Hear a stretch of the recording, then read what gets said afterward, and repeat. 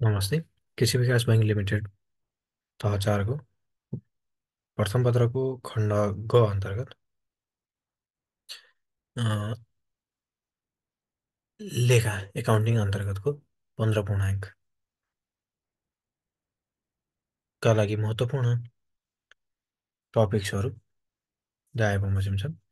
लेखाको परिचय, सिद्धान्त, उद्देश्य, प्रकार तथा विशेषताहरू, एकहोरो लेखा प्रणाली, दोहोरो लेखा प्रणाली, सरकारी लेखा प्रणाली तथा बैंकिङ लेखा प्रणाली, लेखा भाउचर, लेजर खाता, आम्दानी तथा खर्च हिसाब, सन्तुलन परीक्षण, नाफा नोक्सान हिसाब, वासलात, नगद प्रवाह विवरण, वित्तीय विवरणको महत्त्व तथा भूमिका यो टपिक्स अन्तर्गतका महत्त्वपूर्ण इक्जामको लागि अति नै उपयोगी 15 मार्क्सको लागि भिडियोहरू। लेखाको परिचय। लेखा भन्नाले कारोबार भएको बेहोरा देखिने गरी प्रचलित ऐन, नियम तथा कानुन बमोजिम राखिने अभिलेख बुझिन्छ।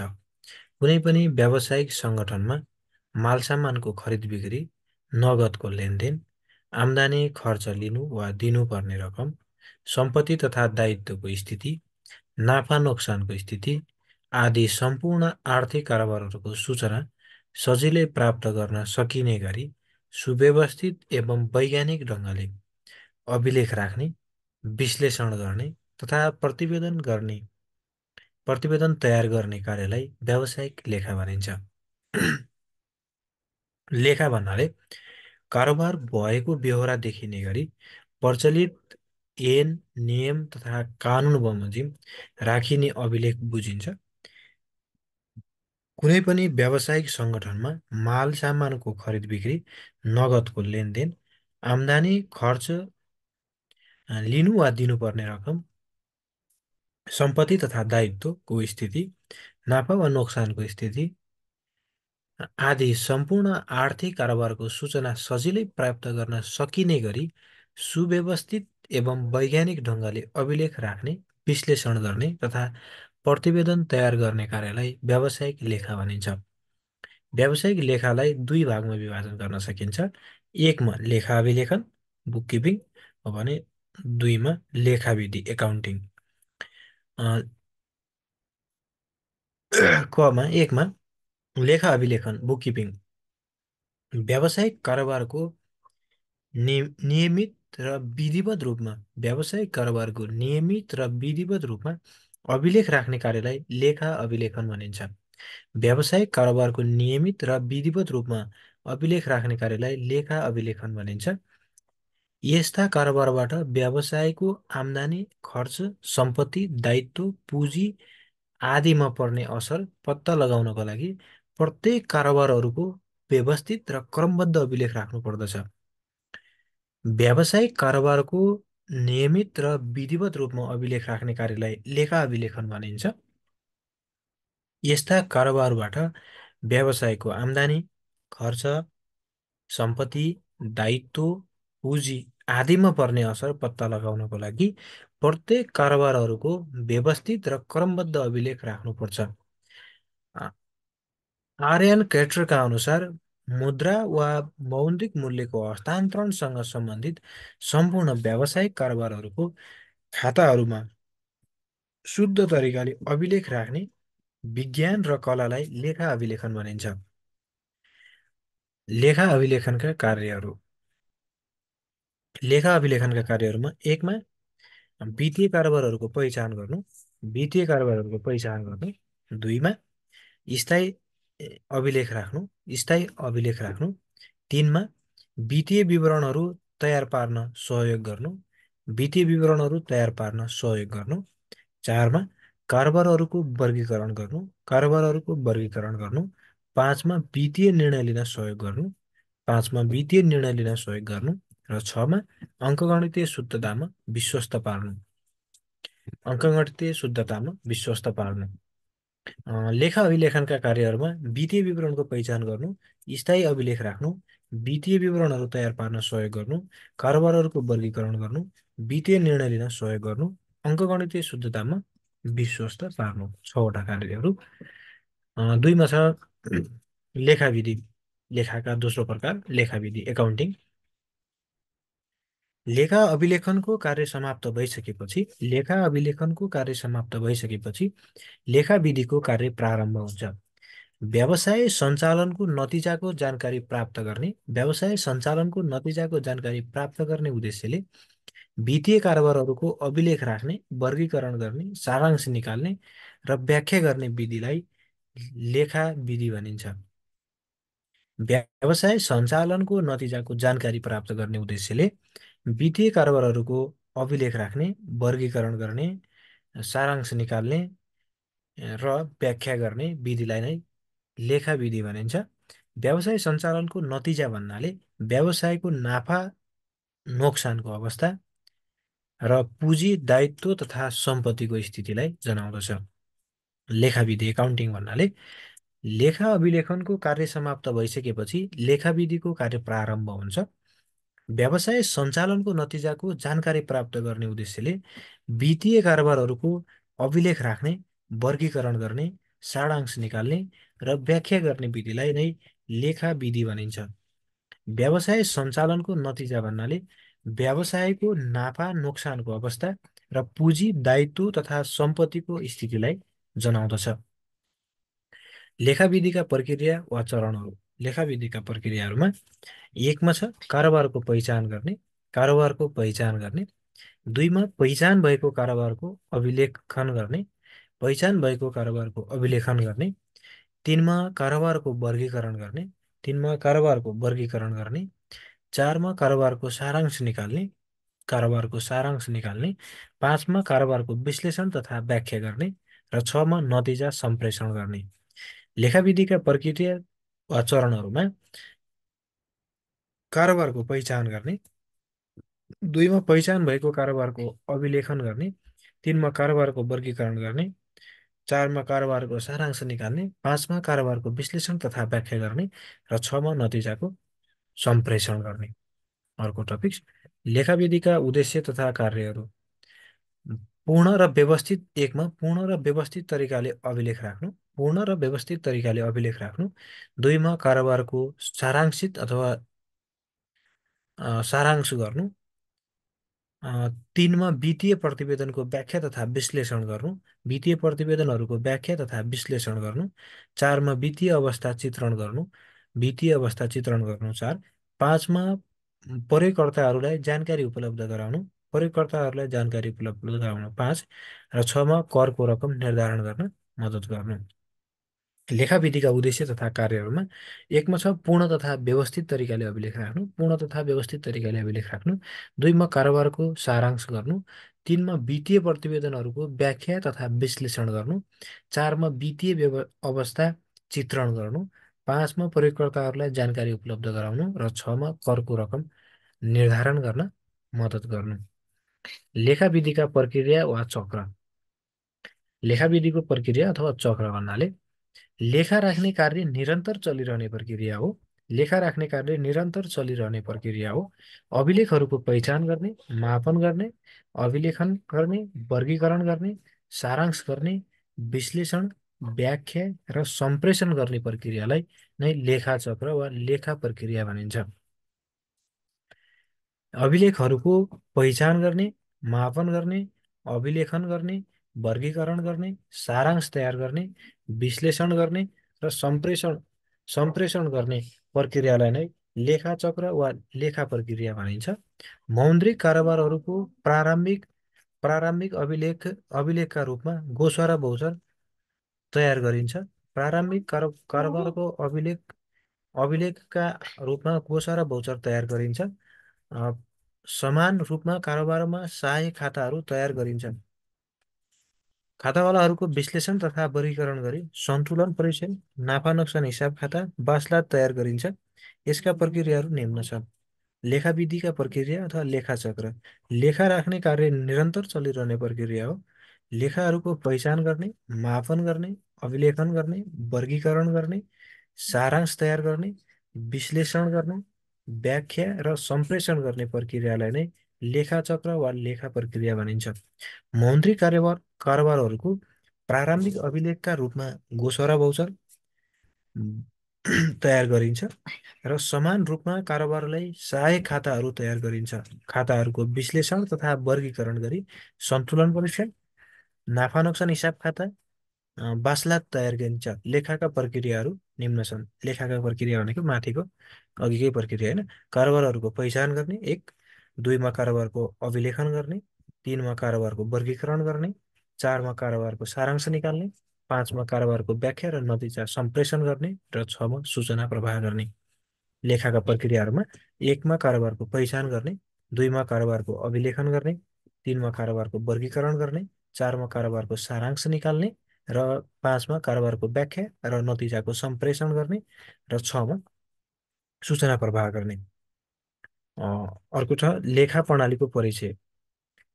यसको उत्तर आर्थिक कारोबारको पहिचान, अभिलेखीकरण, वर्गीकरण, अन्तिम खाता तयारी र विश्लेषणसम्मका कार्यहरूलाई लेखा प्रणाली भनिन्छ। आर्थिक कारोबारहरूको पहिचान गर्ने, अभिलेखीकरण, वर्गीकरण, अन्तिम खाता तयारी र विश्लेषणसम्मका कार्यहरूलाई लेखा प्रणाली भनिन्छ। यसले आर्थिक कारोबारहरूको प्रविष्टिका आधारमा व्यवसायको यथार्थ वित्तीय अवस्था विश्लेषण गर्न वित्तीय सूचना उपलब्ध गराउँदछ। यसले आर्थिक कारोबारहरूको प्रविष्टिका आधारमा व्यवसायको यथार्थ वित्तीय अवस्था विश्लेषण गर्न वित्तीय सूचना उपलब्ध गराउँदछ। यसले सरकारवालाहरूलाई जानकारी दिन्छ। बैंक तथा वित्तीय संस्थाहरूले नेपाल वित्तीय प्रतिवेदनमान अनुसार लेखा प्रणाली तयार पारेका हुन्छन्। यस्तो लेखा प्रणाली दोहोरो लेखा प्रणालीमा आधारित हुन्छ। लेखा प्रणालीको परिचयमा के रहेछ? आर्थिक कारोबारहरूको पहिचान, अभिलेखीकरण, वर्गीकरण, अन्तिम खाता तयारी र विश्लेषणसम्मका सम्पूर्ण कार्यहरूलाई लेखा प्रणाली भनिन्छ। यसले आर्थिक कारोबारहरूको प्रविष्टिका आधारमा व्यवसायको यथार्थ वित्तीय अवस्था विश्लेषण गर्न वित्तीय सूचना उपलब्ध गराउँदछ। यसले सरकारवालाहरूलाई जानकारी दिन्छ।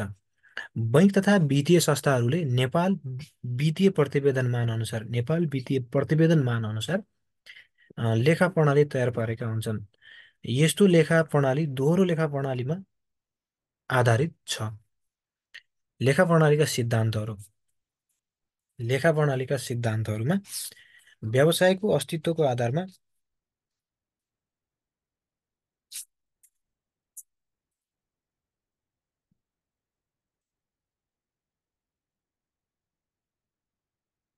व्यवसाय अस्तित्वको सिद्धान्तमा लेखा प्रणालीका सिद्धान्तहरूमा एकमा छ व्यवसाय अस्तित्वको सिद्धान्त। व्यवसाय प्राकृतिक व्यक्ति हो। यसले गरेका आम्दानी र खर्च व्यवसायकै नाममा राखिनुपर्छ। व्यवसायको मालिकको व्यक्तिगत खर्च मिसाउनु हुँदैन व्यवसायको अस्तित्वको सिद्धान्तमा, होइन। दुईमा छ मुद्रा मापनको सिद्धान्त। मुद्रामा मापन गर्न सकिने वित्तीय कारोबारहरूलाई मात्र लेखामा प्रविष्टि गरिन्छ। व्यवसाय सञ्चालनको तनाव महसुस जसलाई पैसामा नाप्न सकिँदैन सो लेखाले हिसाब राख्दैन। दोस्रोमा के रहेछ? मुद्रा मापनको सिद्धान्त। तीनमा ऐतिहासिक लागतको सिद्धान्त। तेस्रो नम्बरमा सम्पत्तिको प्राप्ति मूल्यलाई लेखामा उल्लेख गरिन्छ, न कि बजार मूल्यलाई। जस्तै 10 लाखमा किनेको जग्गाको मूल्य 1 करोड भए तापनि जग्गाको मूल्य 10 लाख नै लेखिन्छ, होइन। यसको ऐतिहासिक लागतको सिद्धान्त तेस्रो नम्बर। चौथो व्यवसाय निरन्तरताको सिद्धान्त।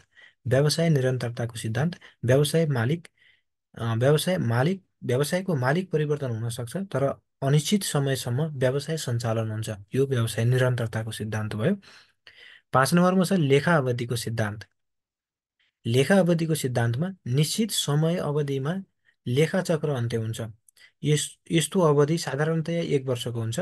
नेपालमा श्रावण 1 गतेदेखि असार मसान्तसम्मलाई 1 लेखा अवधि मानिन्छ। 5 नम्बरमा लेखा अवधिको सिद्धान्त, होइन। 6 नम्बरमा दोहोरो सिद्धान्त। हरेक वित्तीय कारोबारहरूको द्विपक्षीय र बराबर प्रभाव हुन्छ।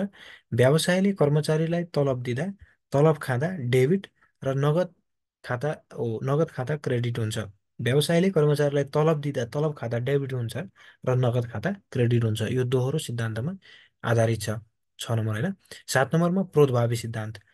नगद कारोबार र उधारो कारोबारमा दुवैलाई लेखा प्रविष्टिमा समावेश गरिन्छ। जस्तै 5,000 नगद 25,000 उधारोमा फर्निचर खरिद गर्दा नगद खाता 5,000 र आकृति फर्निचर खाता 25,000 क्रेडिट र फर्निचर खाता 30,000 डेबिट गरिन्छ। 7 7 नम्बरमा छ प्राप्तिको सिद्धान्त। व्यवसायले आम्दानी नगद वा उधारोमा प्राप्ति भएपछि मात्र लेखा राख्नुपर्छ, तर अनुमानका आधारमा लेखा राख्नु हुँदैन। प्राप्तिको सिद्धान्त जे नगद वा उधारोमा प्राप्ति भएपछि मात्रै लेखा राख्नुपर्छ भन्ने सिद्धान्त। 9मा छ प्रुडेन्सको सिद्धान्त। व्यवसायको नाफालाई बढी वा अनुमानका आधारमा राख्नु हुँदैन, सम्भावित खर्च सबै देखाउनुपर्छ भन्ने यो सिद्धान्त भयो। यो बाहेक व्यावसायिक सिद्धान्तहरू लेखाका अन्य सिद्धान्तहरू अरू पनि छन्, जस्तो निरन्तरताको सिद्धान्त होइन, एकरूपताको सिद्धान्त, प्रोद्भावी सिद्धान्त आइहाल्यो, व्यावसायिक अस्तित्वको सिद्धान्त आयो, मुद्रा मापनको सिद्धान्त, लेखा अवधिको सिद्धान्त होइन, लागत सिद्धान्त, प्रलमूल्य सिद्धान्त, दोहोरो पक्षको सिद्धान्त यो आयो, दोहोरो सिद्धान्तमै आइसक्यो होइन। अनि आय प्राप्तिको सिद्धान्त, मिलानको अवधारणा, पूर्ण प्रकटीकरण, परम्परागत सिद्धान्त, यिनीहरू लेखाका सिद्धान्तहरू भए। अर्को छ लेखा प्रणालीका उद्देश्यहरू। लेखा प्रणालीका उद्देश्यहरूमा 1मा छ व्यवसायको वित्तीय अवस्था। व्यवसायको वित्तीय अवस्था र वित्तीय सफलताको वास्तविक र समयमा नै जानकारी दिनु। लेखा प्रणालीका उद्देश्यहरू 1मा व्यवसायको वित्तीय अवस्था र वित्तीय सफलताको वास्तविक र समयमा नै जानकारी दिनु 1। 2मा व्यवसाय 2मा व्यवसायका यसले व्यवसायका सरोकारवालाहरू जस्तै व्यवस्थापन, लगानी, कर्जा, ऋण आदिको लागि वित्तीय प्रतिवेदन तयार गर्दछ। यसले व्यवसायका सरोकारवालाहरू जस्तै व्यवस्थापन, लगानीकर्ता र ऋण आदिको लागि वित्तीय प्रतिवेदन तयार गर्दछ। 3मा वित्तीय उत्तरदायित्व र जवाफदेहिता अभिवृद्धि गर्दै आन्तरिक नियन्त्रण प्रणाली सबल बनाउँदछ। आन्तरिक नियन्त्रण प्रणाली सबल बनाउँदछ। 4मा वित्तीय कारोबारको पहिचान, वर्गीकरण, सारांश र अन्तिम खाता तयारी र विश्लेषण गर्दछ। वित्तीय कारोबारहरूको पहिचान, वर्गीकरण, सारांश र अन्तिम खाता तयारी र विश्लेषण गर्दछ। 5मा व्यवसायको वित्तीय अवधिका वित्तीय सूचनाहरूको सम्प्रेषण गर्ने, व्यवसायको वित्तीय अवधिका वित्तीय सूचनाहरूको सम्प्रेषण गर्ने र बाह्य पक्षलाई मूल्याङ्कनको अवसर प्रदान गर्ने। व्यवसायको वित्तीय अवधिका वित्तीय सूचनाहरूको सम्प्रेषण गर्ने र बाह्य पक्षलाई मूल्याङ्कनको अवसर प्रदान गर्ने। 5 नम्बर भयो। 5 नम्बर उद्देश्य भयो। र 6 नम्बरको व्यवसायको वित्तीय व्यवस्थापन सूचना प्रणाली निर्माण गरी वित्तीय योजना र वित्तीय निर्माणमा सहयोग गर्ने। व्यवसायको वित्तीय व्यवस्थापन सूचना प्रणाली निर्माण गरी वित्तीय योजना र निर्णय निर्माणमा सहयोग गर्ने। यी लेखा प्रणालीका उद्देश्यहरू भए। लेखा प्रणाली तथा लेखा अभिलेखनका कार्य तथा महत्त्वहरू। लेखा प्रणालीका कार्य तथा महत्त्वहरूमा 1मा छ आर्थिक कारोबारको व्यवस्थित तरिकाले लेखा राख्नु। आर्थिक कारोबारको व्यवस्थित तरिकाले लेखा राख्नु 1। 2मा आर्थिक कारोबारको पूर्ण अभिलेख राख्नु। 1मा छ आर्थिक कारोबारको व्यवस्थित तरिकाले अभिलेख राख्नु। 2मा आर्थिक कारोबारको पूर्ण अभिलेख राख्नु। 2 आर्थिक कारोबारको पूर्ण अभिलेख राख्नु। 3मा कुनै निश्चित समयावधिको तरलताको नाफा नोक्सानको स्थिति पत्ता लगाउनु। कुनै निश्चित समयावधिको तरलताको नाफा नोक्सानको स्थिति पत्ता लगाउनु। कुनै निश्चित समयावधिको तरलताको नाफा नोक्सानको स्थिति पत्ता लगाउनु। 4मा आर्थिक अवस्थाको चित्रण गर्नु। 4 आर्थिक अवस्थाको चित्रण गर्नु। 5मा समस्या समाधान र सही निर्णय गर्नमा मद्दत गर्नु। समस्या समाधान र सही निर्णय गर्नमा मद्दत गर्नु 5। 6मा आर्थिक सूचना उपलब्ध गराउनु। आर्थिक सूचना उपलब्ध गराउनु 6। 7मा व्यवसायको विगत र वर्तमानको वित्तीय स्थिति तुलना गर्न मद्दत गर्नु। व्यवसायको विगत र वर्तमानको वित्तीय स्थिति तुलना गर्न मद्दत गर्नु। 8मा आर्थिक सूचनाहरू उपलब्ध गराउनु, आर्थिक सूचनाहरू उपलब्ध गराउनु। 9मा व्यापार खाता, नाफा नोक्सान र बासलात तयार गर्न मद्दत गर्नु। व्यापार खाता, नाफा नोक्सान खाता र नाफा नोक्सान हिसाब खाता र बासलात तयार गर्न मद्दत गर्नु। 10मा आर्थिक अभिलेखहरूको वर्गीकरण एवं व्याख्या गर्नु। लेखा प्रणालीका कार्य तथा महत्त्वहरू के रहेछन्? 1मा आर्थिक कारोबारहरूको व्यवस्थित तरिकाले लेखा राख्नु। 2मा आर्थिक कारोबारहरूको पूर्ण अभिलेख राख्नु। 3मा कुनै निश्चित समयावधिको तरलताको नाफा नोक्सानको स्थिति पत्ता लगाउनु। 4मा आर्थिक अवस्थाको चित्रण गर्नु। 5मा समस्या समाधान र सही निर्णय गर्नुमा मद्दत गर्नु। 6मा आर्थिक सूचना उपलब्ध गराउनु। 7मा व्यवसायको विगत र वर्तमानको वित्तीय स्थिति तुलना गर्न मद्दत गर्नु। 8मा आर्थिक सूचना उपलब्ध गराउनु। 9मा व्यापार खाता र नाफा नोक्सान हिसाब खाता र बासलात तयार गर्न मद्दत गर्नु। र 10मा आर्थिक अभिलेखहरूको वर्गीकरण एवं व्याख्या गर्नु। लेखा प्रणालीका विशेषताहरू। लेखा प्रणालीका विशेषतामा 1मा व्यवसायको वित्तीय कारोबारहरू पहिचान र अभिलेखीकरण गर्ने कला हो। व्यवसायको वित्तीय कारोबारहरूको पहिचान र अभिलेखीकरण गर्ने कला हो। 2मा व्यवसायका वित्तीय कारोबारहरू मौद्रिक इकाइमा मात्र लेखिन्छ। व्यवसायका वित्तीय कारोबारहरू मौद्रिक इकाइमा मात्र लेखिन्छ। 3मा हरेक कारोबारको द्विपक्षीय कारोबार र बराबर प्रभावको आधारमा लेखिन्छ। हरेक कारोबार द्विपक्षीय कारोबार र बराबर प्रभावको आधारमा लेखिन्छ। 4मा व्यवसायका वित्तीय विवरणहरू वित्तीय विवरणहरू तयार गरिन्छ। र 5मा वित्तीय विवरण विभिन्न सञ्चालनका माध्यमबाट प्रकाशन गरिन्छ। सञ्चारका माध्यमबाट प्रकाशन गरिन्छ। अर्को छ लेखा प्रणालीका प्रकारहरूमा। लेखा प्रणालीका प्रकार। 1मा छ लेखा प्रकृतिको आधारमा वर्गीकरण। प्रकृतिको आधारमा होइन, कारोबारको प्रकृतिको आधारमा लेखालाई व्यावसायिक लेखा प्रणाली, व्यवस्थापन लेखा प्रणाली, लागत लेखा प्रणाली आदिमा वर्गीकरण गरिन्छ। व्यावसायिक लेखा प्रणाली नाफा नोक्सान गणनाको लागि हो। व्यवस्थापन र लागत लेखा प्रणाली आन्तरिक प्रयोजनका लागि तयार गरिन्छ। लेखा प्रणालीको प्रकृतिको आधारमा वर्गीकरण। प्रकृतिको आधारमा वर्गीकरणमा कारोबारको प्रकृतिको आधारमा लेखालाई व्यावसायिक लेखा प्रणाली, 1मा व्यावसायिक लेखा प्रणाली, व्यवस्थापन लेखा प्रणाली र लागत लेखा प्रणाली आदिमा वर्गीकरण गरिन्छ। व्यावसायिक लेखा प्रणाली नाफा नोक्सानको गणना गर्न हो भने व्यवस्थापन र लागत लेखा प्रणाली आन्तरिक प्रयोजनका लागि तयार गरिन्छ। 2मा प्रयोगकर्ताका आधारमा वर्गीकरण। लेखा प्रणालीलाई प्रयोगकर्ताको आधारमा विभाजन गर्दा सरकारी लेखा प्रणाली, व्यावसायिक लेखा प्रणाली, गैर नाफामूलक लेखा प्रणालीका रूपमा राख्न सकिन्छ। सरकारी लेखा प्रणाली, व्यावसायिक लेखा प्रणाली, गैर नाफामूलक लेखा प्रणालीका रूपमा राख्न सकिन्छ। नाफा आर्जन गर्न सक्ने संस्थालाई व्यावसायिक लेखा प्रणाली र सरकारी कार्यालयहरूले सरकारी लेखा प्रणाली र गैर नाफामूलक संस्थाहरूले गैर नाफामूलक लेखा प्रणाली प्रयोग गर्दछन्। तेस्रो नम्बरमा लेखाको विधिका आधारमा वर्गीकरण। लेखाको विधिका आधारमा वर्गीकरण। लेखा विधिका आधारमा लेखालाई एकहोरो लेखा प्रणाली र दोहोरो लेखा प्रणालीमा विभाजन गरिन्छ। विधिका आधारमा होइन, एकहोरो लेखा प्रणाली र दोहोरो लेखा प्रणालीमा आधारमा विभाजन गरिन्छ। एकहोरो लेखा प्रणालीले कारोबारको एकपक्षीय प्रभावको आधारमा विवरण तयार पार्दछ। एकहोरो लेखा प्रणालीले एकपक्षीय प्रभावको आधारमा विवरण तयार पार्दछ भने दोहोरो लेखा प्रणालीले बराबर र दोहोरो लेखा प्रणालीको दोहोरो प्रभावको आधारमा लेखा राख्दछ। दोहोरो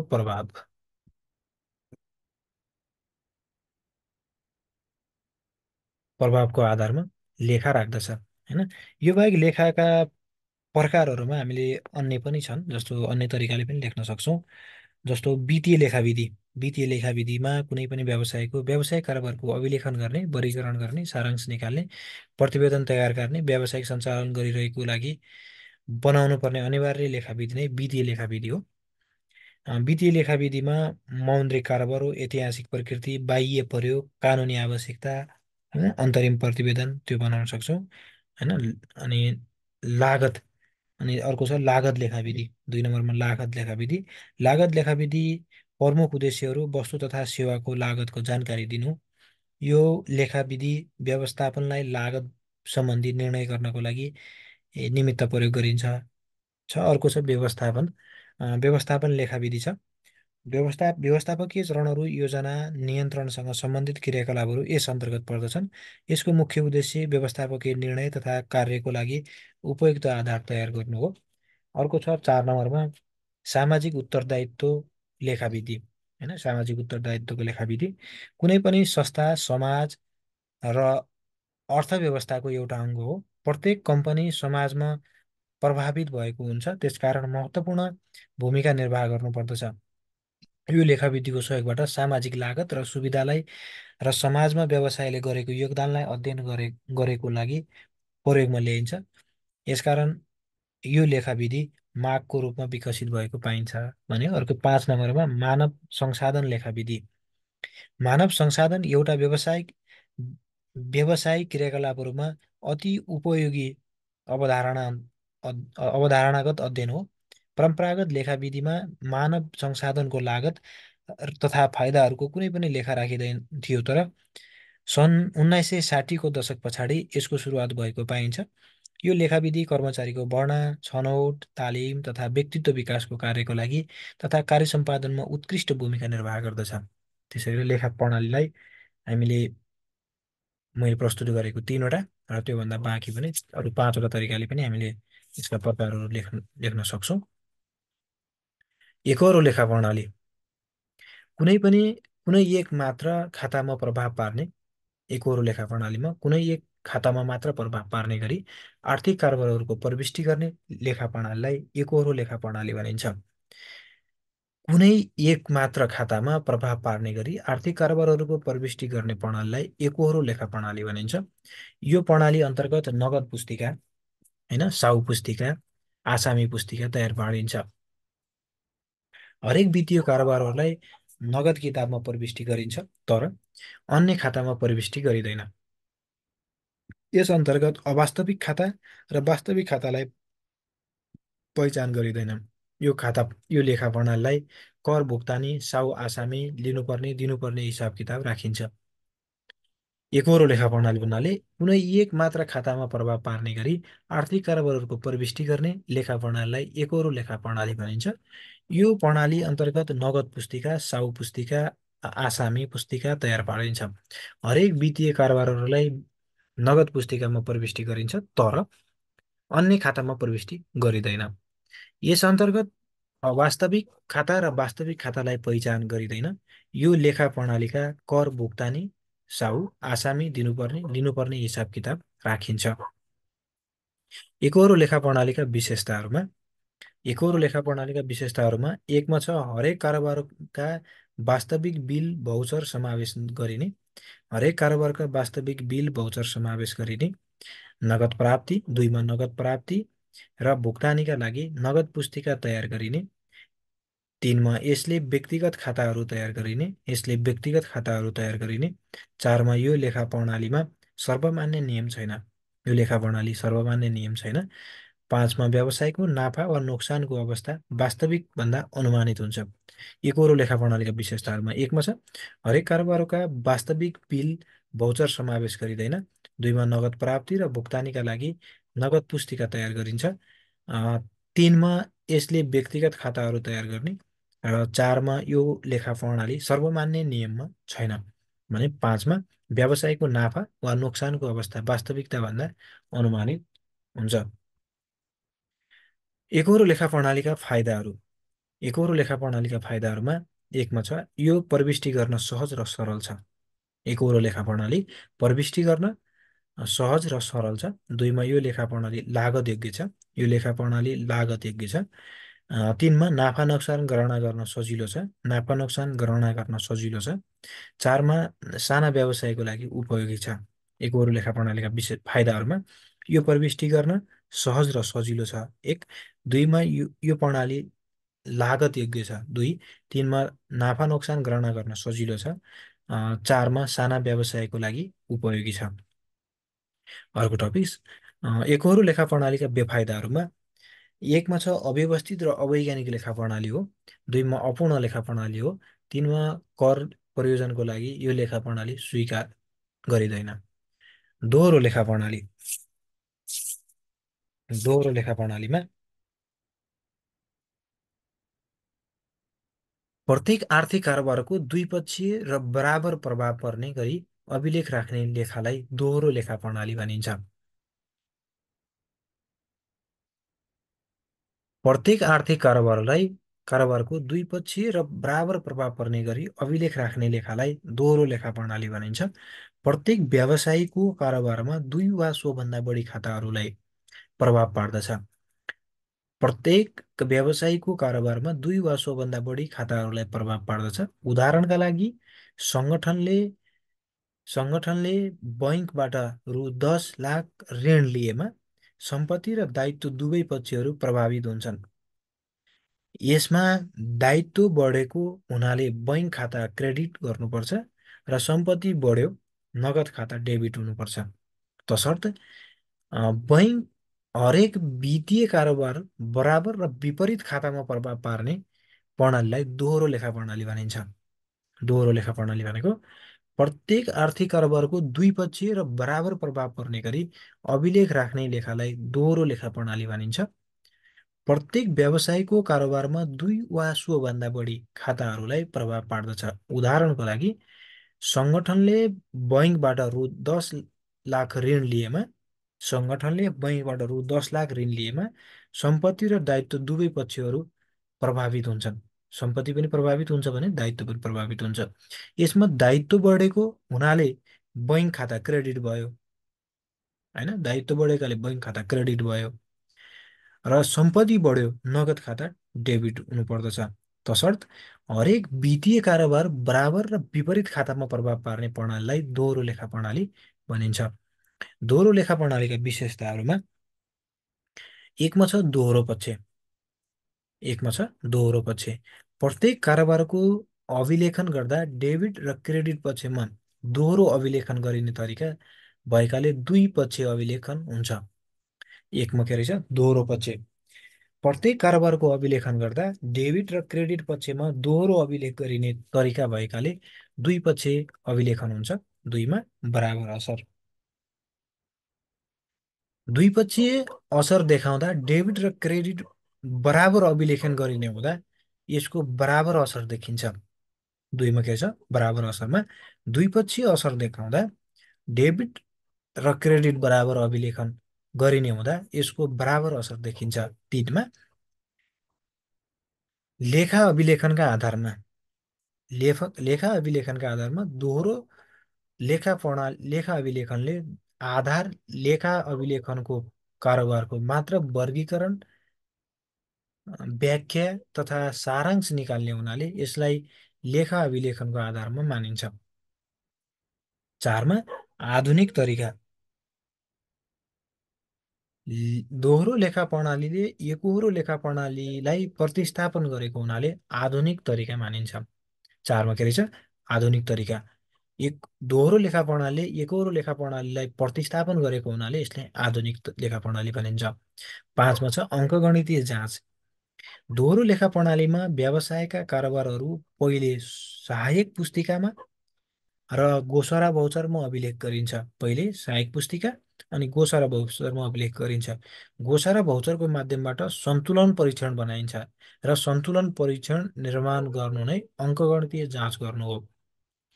पहिला के गरिन्छ सहायक पुस्तिका, त्यसपछि गोसरा भौचर अनि गोसरा भौचरको माध्यमबाट सन्तुलन परीक्षण बनाइन्छ। सन्तुलन परीक्षण निर्माण गर्नु नै अङ्कगणितीय जाँच गर्नु हो। छमा लेखा सम्बन्धी अवधारणामा आधारित। लेखा सम्बन्धी अवधारणामा आधारित दोहोरो लेखा प्रणालीले विश्वले मानेको लेखा सम्बन्धी अवधारणाहरू व्यावसायिक कारोबारहरूको अभिलेख गर्न प्रयोग गर्दछ। दोहोरो लेखा प्रणाली लेखा सम्बन्धी नियमहरूमा आधारित छ। दोहोरो लेखा प्रणाली विश्वले मानेको लेखा सम्बन्धी अवधारणाहरू व्यावसायिक कारोबारहरूको अभिलेख प्रयोग प्रयोग गर्दछ। दोहोरो लेखा प्रणाली लेखा सम्बन्धी नियमहरूमा आधारित छ।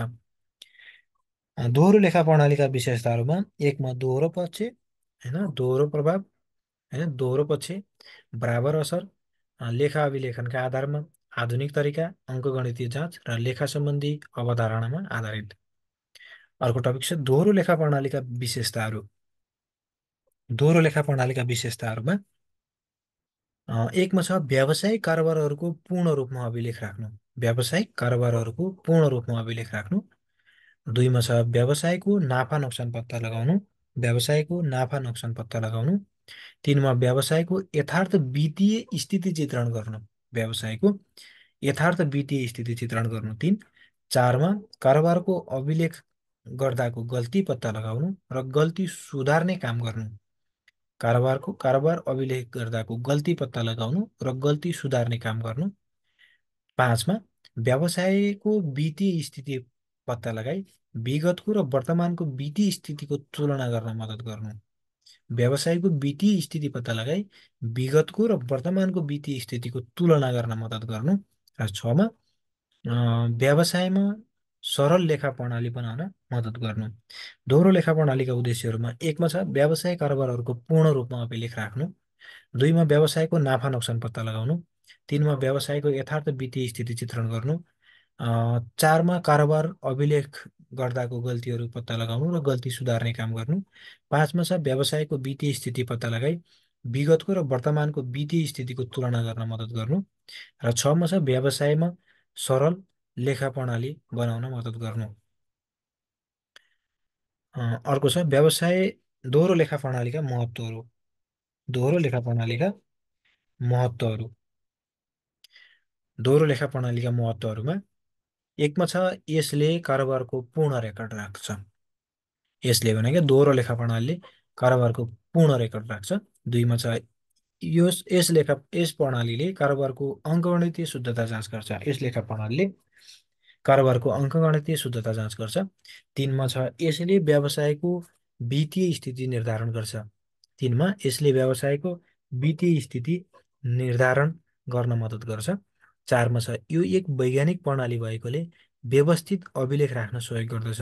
यो एक वैज्ञानिक प्रणाली भएकोले व्यवस्थित अभिलेख राख्न सहयोग गर्दछ। पाँचमा नाफा वा व्यापारको घाटा स्थिति निर्धारण यस प्रणालीबाट सजिलो हुन्छ। नाफा वा व्यापारको घाटा स्थिति निर्धारण यस प्रणालीबाट सजिलो हुन्छ। छमा छ यसले कुनै पनि संस्थाको नगद र बैङ्क ब्यालेन्स पत्ता लगाउन मद्दत गर्छ। यसले कुनै पनि संस्थाको नगद र बैङ्क ब्यालेन्स पत्ता लगाउन मद्दत गर्छ। साथमा यसले लेखा कारोबारमा ठगी रोक्न मद्दत गर्छ। यसले लेखा कारोबारमा ठगी रोक्न मद्दत गर्छ। आठमा छ यो लेखामा एक उत्तम नियन्त्रण संयन्त्र हुन्छ र निर्णय लिन मद्दत गर्छ। यो लेखामा एक उत्तम नियन्त्रण संयन्त्र हो र यसले निर्णय लिन मद्दत गर्छ। नौमा यसको मद्दतले विगतको प्रदर्शनको साथ वर्तमान उपलब्धिको तुलनामा सजिलो प्रदर्शनको साथ वर्तमान उपलब्धिको तुलनामा सजिलो हुन्छ। दसमा छ यसले भविष्यका कार्यक्रम र बजेटको पनि प्रक्षेपण गर्न मद्दत गर्दछ। 11मा छ यसले व्यवसायको मूल्याङ्कन गर्न मद्दत गर्छ। 11मा यसले व्यवसायको मूल्याङ्कन गर्न मद्दत गर्छ। 12मा यस प्रणालीले कानुनी मामिलाहरूमा पूर्ण प्रमाण प्रदान गर्दछ। दोहोरो लेखा प्रणालीका महत्त्वहरूमा सरस्वती यसले कारोबारको पूर्ण रेकर्ड राख्दछ।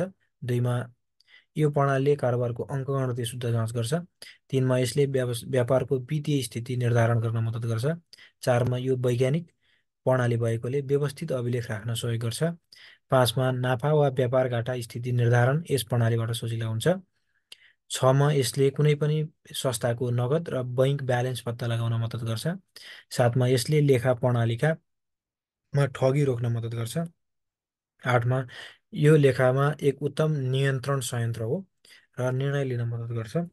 नौमा यसको मद्दतले विगतको प्रदर्शनको साथ वर्तमान उपलब्धिको तुलनामा सजिलो हुन्छ। 10मा यसले भविष्यका कार्यक्रम र बजेटको पनि प्रक्षेपणमा मद्दत गर्छ। 11मा छ यसले व्यवसायको मूल्याङ्कन गर्न मद्दत गर्छ। र 12मा यस प्रणालीले कानुनी मामिलाहरूमा पूर्ण प्रमाणको रूपमा प्रदान गर्दछ।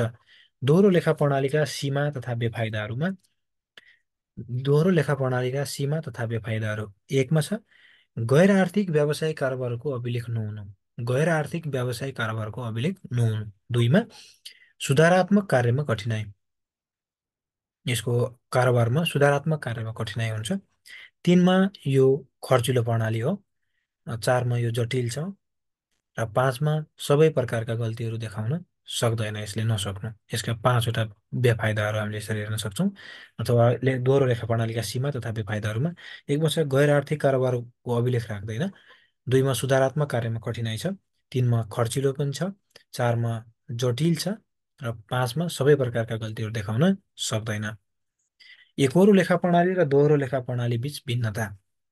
एकोहोरो लेखा प्रणाली र दोहोरो लेखा प्रणाली। एकमा छ एकोहोरो लेखा प्रणालीमा कारोबारको डेबिट र क्रेडिटमा एकतर्फी मात्रै लेखा राखिन्छ, एकतर्फी मात्रै लेखिन्छ। भने दोहोरो लेखा प्रणालीमा कारोबारको डेबिट र क्रेडिट दुवैतर्फ अभिलेख राखिन्छ। एउटै कारोबारलाई डेबिट र क्रेडिटतर्फ दुवैतर्फ अभिलेख राखिन्छ। एकोहोरो लेखा प्रणाली दोहोरो असरको सिद्धान्तमा आधारित हुँदैन। भने दोहोरो लेखा प्रणाली दोहोरो असरको सिद्धान्तमा आधारित हुन्छ। यसले डेबिटलाई पनि असर गर्छ र क्रेडिटलाई पनि असर गर्छ, होइन। तिनमा छ एकोहोरो लेखा प्रणाली व्यक्तिगत खाता र नगदी खातामा तयार गरिन्छ। एकोहोरो लेखा प्रणाली व्यक्तिगत खाता र नगद खाता तयार गरिन्छ, नगद खाता यसमा तयार गरिन्छ। भने दोहोरो लेखा प्रणाली यसमा वास्तविक तथा अवास्तविक सम्पूर्ण खाताहरूको अभिलेख राखिन्छ। चारमा छ एकोहोरो लेखा प्रणालीमा यसले व्यवसायको नाफा नोक्सान हिसाब तयार गर्न मद्दत गर्दैन। यो एकोहोरो राख्ने भएको कारणले यसले नाफा नोक्सान हिसाब गर्न मद्दत गर्दैन। भने दोहोरो लेखा प्रणालीले यसले व्यवसायको नाफा नोक्सानको विवरण तयार गर्न मद्दत गर्छ। पाँचमा एकोहोरो लेखा प्रणालीबाट सन्तुलन परीक्षण तयार पार्न सकिँदैन। भने पाँचमा दोहोरो लेखा प्रणालीबाट सन्तुलन परीक्षण तयार पार्न सकिन्छ। छमा कर हिसाब किताबको लागि मान्य हुँदैन। एकोहोरो लेखा प्रणाली कर हिसाब किताबको लागि मान्य हुँदैन भने दोहोरो लेखा प्रणाली कर हिसाबको लागि मान्य हुन्छ। सातमा छ एकोहोरो लेखा प्रणालीबाट वास्तविक वित्तीय अवस्थाको जानकारी लिन सकिन्छ।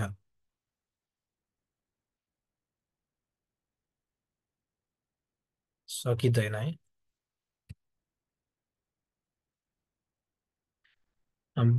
यसबाट वास्तविक वास्तविक वित्तीय अवस्थाको जानकारी लिन सकिँदैन। वित्तीय अवस्था कस्तो छ भनेर जानकारी लिन सकिँदैन, किनकि एकोहोरो हुन्छ, होइन। सातमा छ दोहोरो लेखा प्रणालीबाट वास्तविक वित्तीय अवस्थाको जानकारी पाउन सकिन्छ। अर्को टपिक छ सरकारी लेखा प्रणाली। हामीले अहिलेसम्म लेखा प्रणाली, यसका महत्त्व, विशेषता, प्रकार, होइन, एकोहोरो लेखा प्रणाली, दोहोरो लेखा प्रणाली सक्यौँ। अब सरकारी लेखा प्रणाली।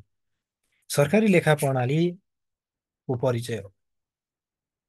बजेटद्वारा निर्देशित सरकारको खर्च शीर्षकहरू आम्दानीका विवरणहरूलाई पहिचान र अभिलेखन गर्न तयार पारिएको लेखा प्रणालीलाई सरकारी लेखा प्रणाली भनिन्छ। बजेटद्वारा निर्देशित सरकारको खर्च शीर्षकहरू आम्दानीका विवरणहरूलाई पहिचान र अभिलेखन गर्न तयार पारिएको लेखा प्रणालीलाई सरकारी लेखा प्रणाली भनिन्छ। नेपाल सरकारले लेखा समिति 2017 बमोजिमको सिफारिसमा सिफारिसमा विक्रम सम्वत 2018 सालबाट लागू गरेको दोहोरो लेखा प्रणालीमा आधारित सार्वजनिक क्षेत्र प्रतिवेदनद्वारा निर्देशित नेपाल सरकारको लेखा प्रणाली नै सरकारी लेखा प्रणाली हो।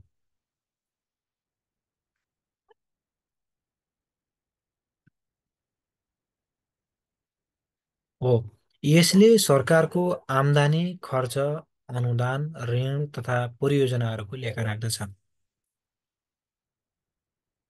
बजेटद्वारा निर्देशित सरकारको खर्च शीर्षकहरू आम्दानीका विवरणहरूलाई पहिचान र अभिलेखन गर्न तयार पारिएको लेखा प्रणालीलाई सरकारी लेखा प्रणाली भनिन्छ। नेपाल सरकारले लेखा समिति 2017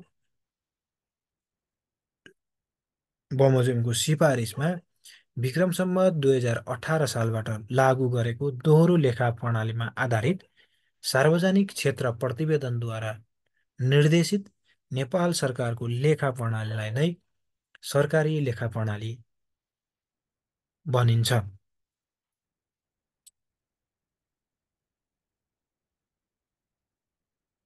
भनिन्छ। यसले सरकारको आम्दानी खर्च होइन, आम्दानी खर्च अनुदान ऋण तथा परियोजनाहरूको लेखा राख्ने गर्दछ। Paragraph change. सरकारी लेखा प्रणाली संशोधन नियम कानुनद्वारा मार्गनिर्देश हुने गर्दछ। औ सरकारी लेखा प्रणाली संविधान, ऐन, नियम, कानुनद्वारा मार्ग निर्देशित हुने गर्दछ। त्यसैगरी नेपालको सरकारी लेखा प्रणाली अन्तर्गत लेखा राख्न उत्तरदायी निकाय महालेखा नियन्त्रकको कार्यालय हो। सरकारी लेखा प्रणाली संविधान, ऐन, नियम, कानुनद्वारा निर्देशित हुने गर्दछ।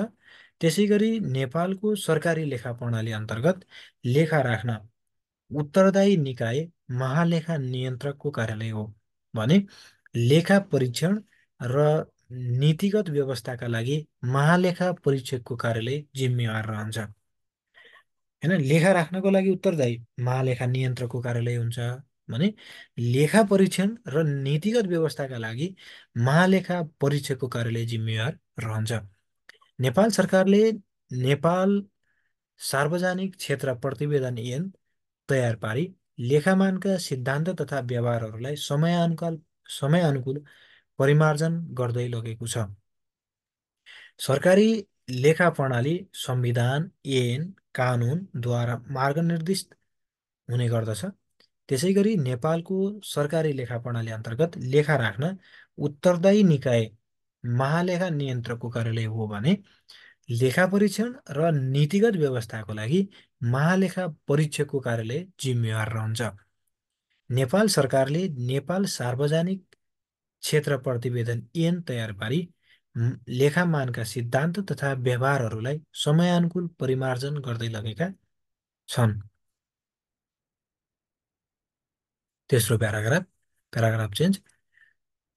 सरकारी लेखा प्रणाली विश्वसनीय र पारदर्शी भएमा सरकारको आर्थिक कार्यप्रणाली वैज्ञानिक र व्यवस्थित भएर जान्छ। सरकारी लेखा प्रणाली विश्वसनीय र पारदर्शी भएमा सरकारको आर्थिक कार्यप्रणाली वैज्ञानिक र व्यवस्थित भएर जान्छ। संविधानले तोकेको नेपाल सरकारको आर्थिक कार्यप्रणाली संविधानले तोकेको नेपाल सरकारको आर्थिक कार्यप्रणाली वित्तीय क्षेत्र लेखापाल र लेखाका अन्य संवैधानिक र नीतिगत व्यवस्थाहरूलाई व्यवहारमा उतार्ने र त्यसको प्रभावकारिताका लागि सरकारी लेखा प्रणाली एक प्रमुख साधन रहेको छ। सरकारी लेखा प्रणाली विश्वसनीय र पारदर्शी भएमा सरकारको आर्थिक कार्यप्रणाली वैज्ञानिक र व्यवस्थित भएर जान्छ। संविधानले तोकेको नेपाल सरकारको आर्थिक कार्यप्रणाली वित्तीय क्षेत्र लेखापाल र लेखाका अन्य संवैधानिक र नीतिगत व्यवस्थाहरूलाई व्यवहारमा उतार्ने र त्यसको प्रभावकारिताका लागि सरकारी लेखा प्रणाली एक प्रमुख साधन रहेको छ। सरकारी लेखा प्रणालीका विशेषताहरू। सरकारी लेखा प्रणालीका विशेषताहरू सार्वजनिकता एकमा छ। सार्वजनिकता सरकारी लेखा प्रणालीका विशेषतामा एकमा सार्वजनिकता, दुईमा व्यापक दायरा, दुईमा के छ व्यापक दायरा छ, तीनमा सरकारको आर्थिक कार्यप्रणालीसँग सापेक्ष हुने, सरकारको आर्थिक कार्यप्रणालीसँग सापेक्ष हुने, चारमा दोहोरो प्रभाव, पाँचमा विशिष्टीकरण र छमा सरकारी वित्तीय निर्णयको आधार, सातमा निश्चित सरकारी फारमहरूको प्रयोग, होइन, निश्चित सरकारी फारमहरूको प्रयोग, आठमा विभिन्न कोषहरूको व्यवस्था। सरकारी लेखा प्रणालीका विशेषताहरूमा एकमा छ सार्वजनिकता, दुईमा छ व्यापक दायरा, तीनमा सरकारको आर्थिक कार्यप्रणालीसँग सापेक्ष हुने, चारमा छ दोहोरो प्रभाव, पाँचमा छ विशिष्टीकरण, छमा छ सरकारी वित्तीय निर्णयको आधार, सातमा छ निश्चित सरकारी फारमहरूको प्रयोग र आठमा छ विभिन्न कोषहरूको व्यवस्था। यी आठवटा अ, सरकारी लेखा प्रणालीका विशेषताहरू हामीले लेख्न सक्छौँ। सरकारी लेखा प्रणालीका महत्त्वहरू। सरकारी लेखा प्रणालीका महत्त्वहरू। एकमा छ बजेट नियन्त्रण गर्न। सरकारी लेखा प्रणालीले के गर्छ? एकमा बजेट नियन्त्रण गर्न यसको महत्त्व छ। दुईमा छ वित्तीय उत्तरदायित्व निर्वाह गर्न। दुईमा वित्तीय उत्तरदायित्व निर्वाह गर्न। तिनमा छ सरकारको वित्तीय तथा आर्थिक नीति निर्माणमा सूचनागत सहयोग गर्न। तिनमा सरकारको वित्तीय तथा आर्थिक नीति निर्माणमा सूचनागत सहयोग गर्न। चारमा छ सरकारका कार्यक्रमको लागत प्रभावकारिताको बारेमा जानकारी दिन। सरकारका कार्यक्रमको लागत प्रभावकारिताको बारेमा जानकारी दिन। पाँचमा छ सरकारी कार्यक्रमको उपलब्धि मूल्याङ्कनका लागि। सरकारी कार्यक्रमको उपलब्धि मूल्याङ्कनका लागि। छमा छ खर्च नियन्त्रणको औजार। छमा खर्च नियन्त्रणको औजार। सातमा छ नगद प्रवाह नियन्त्रण गर्ने बलियो आधार। सरकारी लेखा प्रणालीका महत्त्वहरूमा सातवटा महत्त्वहरू यसरी छन्। एकमा छ बजेट नियन्त्रण गर्न। एक। दुईमा छ वित्तीय उत्तरदायित्व निर्वाह गर्न। तिनमा छ सरकारको वित्तीय तथा आर्थिक नीति निर्माणमा सूचनागत सहयोग गर्न। चारमा छ सरकारका कार्यक्रमको लागत प्रभावकारिताको बारेमा जानकारी लिन। पाँचमा छ सरकारी कार्यक्रमको उपलब्धि मूल्याङ्कन गर्न। सरकारी कार्यक्रमको उपलब्धि मूल्याङ्कन गर्न। छमा छ खर्च नियन्त्रणको औजार पनि हो। र सातमा छ नगद प्रवाह नियन्त्रण गर्न बलियो आधार। सरकारी लेखा प्रणालीका सिद्धान्तहरू। सरकारी लेखा प्रणालीका सिद्धान्तहरूमा एकमा छ कानुनी सिद्धान्त। कानुनी सिद्धान्त। दुईमा छ सार्वजनिक कोषको सिद्धान्त। एकमा अनि सरकारी लेखा प्रणालीका सिद्धान्तहरूमा एकमा छ कानुनी सिद्धान्त। कानुनी सिद्धान्त। दुईमा सार्वजनिक कोषको सिद्धान्त। सार्वजनिक कोषको सिद्धान्त। तिनमा बजेट नियन्त्रणको सिद्धान्त। बजेट नियन्त्रणको सिद्धान्त। चारमा आय वर्षको सिद्धान्त। आय वर्षको सिद्धान्त। पाँचमा तरल मूल्यको सिद्धान्त। पाँच तरल मूल्यको सिद्धान्त। छमा सरलताको सिद्धान्त। सरलताको सिद्धान्त। सातमा एकरूपताको सिद्धान्त। एकरूपताको सिद्धान्त। आठमा तटस्थताको सिद्धान्त। नौमा दोहोरो लेखाको सिद्धान्त। अ, दसमा नगद र प्रोतभावीको सिद्धान्त। एघारमा वित्तीय उत्तरदायित्वको सिद्धान्त र बाह्रमा स्पष्टताको सिद्धान्त। अ, सरकारी लेखा प्रणालीका सिद्धान्तहरूमा एकमा कानुनी सिद्धान्त। दुईमा सार्वजनिक कोषको सिद्धान्त, होइन। तिनमा बजेट नियन्त्रणको सिद्धान्त। चारमा आय वर्षको सिद्धान्त। पाँचमा तरल मूल्यको सिद्धान्त। छमा सरलताको सिद्धान्त। सातमा एकरूपताको सिद्धान्त। आठमा तटस्थताको सिद्धान्त। नौमा दोहोरो लेखाको सिद्धान्त। दसमा नगद र प्रोतभावीको सिद्धान्त र एघारमा वित्तीय उत्तरदायित्वको सिद्धान्त हो भने बाह्रमा स्पष्टताको सिद्धान्त। यसरी हामीले सरकारी लेखा प्रणालीका सिद्धान्तहरू 12वटा यसरी लेख्न सक्छौँ। के कानुनी सिद्धान्त, सार्वजनिक कोषको सिद्धान्त, होइन, बजेट नियन्त्रणको सिद्धान्त, आय वर्षको सिद्धान्त, तरल मूल्यको सिद्धान्त, सरलताको सिद्धान्त, एकरूपताको सिद्धान्त, तटस्थताको सिद्धान्त, दोहोरो तटस्थता भनेको राजनीतिक तटस्थता, होइन, अनि दोहोरो लेखाको सिद्धान्त, नगद र प्रोतभावीको सिद्धान्त र वित्तीय उत्तरदायित्वको सिद्धान्त र स्पष्टताको सिद्धान्त, यथार्थ चित्रणको सिद्धान्त भन्ने हो। यसरी 12वटा सिद्धान्तहरू छन्। नेपालमा प्रयोगमा रहेको वर्तमान लेखा प्रणालीका प्रणाली श्रेष्ठ प्रणाली। श्रेष्ठ प्रणालीहरू के छन् भन्दा एउटा छ विनियोजन श्रेष्ठ। यो विनियोजन श्रेष्ठ विक्रम सम्वत 2018-19देखि चलनमा आएको, प्रचलनमा आएको छ, होइन, विनियोजन श्रेष्ठ। दोस्रोमा छ जिन्सी श्रेष्ठ। यो विक्रम सम्वत 2020 सालबाट आएको हो चलनमा। त्यस्तै 3 नम्बरमा छ राजस्व श्रेष्ठ। यो राजस्व श्रेष्ठ विक्रम सम्वत 2000 आर्थिक वर्ष 2031-32मा आएको हो। 2063 सालदेखि यो दोहोरो लेखाको सिद्धान्तमा आधारित भएर आयो। 63देखि, होइन, 2063देखि दोहोरो लेखा सिद्धान्तमा आधारित भएर आयो भने आर्थिक वर्ष एकतिस बत्तिसमा यो दोहोरो श्रेष्ठता पनि आयो। त्यसै गरी 4 नम्बरमा छ धरौटी श्रेष्ठता। यो धरौटी श्रेष्ठता विक्रमसँग 2045 सालदेखि सुरु भएको हो। भने अर्को छ आयोजना श्रेष्ठता। 5 नम्बरमा आयोजना श्रेष्ठता। यो आयोजना श्रेष्ठता आर्थिक वर्ष 52-53देखि सुरु भएको देखिन्छ। अनि बैङ्किङ लेखा प्रणाली। बैङ्किङ लेखा प्रणाली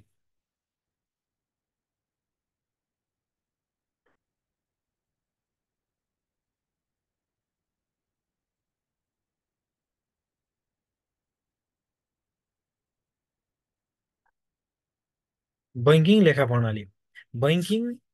लेखा प्रणाली भनेको बैङ्किङ क्षेत्रमा हुने आर्थिक कारोबारहरूको अभिलेख राखिने लेखा प्रणाली हो।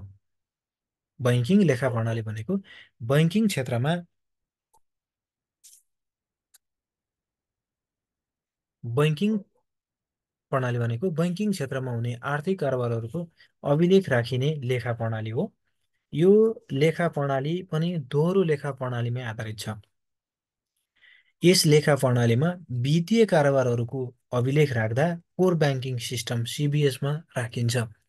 यसले गर्दा सहजै नाफा नोक्सान, सम्पत्ति तथा दायित्वको अवस्था पत्ता लगाउन सकिन्छ। बैङ्किङ लेखा प्रणाली भनेको बैङ्किङ क्षेत्रमा हुने आर्थिक कारोबारहरूको अभिलेख राखिने लेखा प्रणाली हो। यो लेखा प्रणाली पनि दोहोरो लेखा प्रणालीमै आधारित हुन्छ। यस लेखा प्रणालीमा वित्तीय कारोबारहरूको अभिलेख राख्दा कोर ब्याङ्किङ सिस्टम सिबिएसमा राखिन्छ, जसले गर्दा सहजै नाफा नोक्सान र सम्पत्ति तथा दायित्वको अवस्था पत्ता लगाउन सकिन्छ। Paragraph change. बैङ्किङ लेखा प्रणालीले बैङ्कको दैनिक रूपमा गरिने नगद कारोबार बैङ्कले दैनिक रूपमा गर्ने नगद कारोबार, एक कर्जा तथा निक्षेप कारोबारहरू, दैनिक कार्यालय सञ्चालन खर्च, विविध आम्दानी तथा खर्चहरू, बास्लातभित्र तथा बाहिरका सम्पूर्ण कारोबारहरू आदिको लेखाङ्कन गर्ने गर्दछ। बैङ्किङ लेखा प्रणालीले बैङ्कले दैनिक रूपमा गर्ने नगद कारोबार, कर्जा तथा निक्षेप सङ्कलन कारोबार, दैनिक कार्यालय सञ्चालन खर्च, विविध आम्दानी तथा खर्चहरू, बास्लातभित्रका र बास्लात बाहिरका कारोबारहरू आदिको सम्पूर्ण अभिलेख राख्ने गर्दछ। बैङ्कले तयार गर्ने लेखा नेपाल वित्तीय प्रतिवेदन मानमा आधारित हुन्छ। बैङ्कले तयार गर्ने लेखा पनि नेपाल वित्तीय प्रतिवेदन मानमा आधारित हुन्छ। यसै नेपाल राष्ट्र बैङ्कले तोके बमोजिम बैङ्कले वित्तीय विवरणहरू तयार गर्नुपर्छ। बैङ्कले तयार गर्ने वित्तीय विवरणहरूमा देखाएका तत्त्वहरू पर्दछन्। होइन, बैङ्कले तयार गर्ने लेखा प्रणाली वित्तीय प्रतिवेदनमा एएनएफआरएसमा आधारित हुन्छ। यसमा एएनएफआरएस लेखा होइन, वित्तीय प्रतिवेदनमा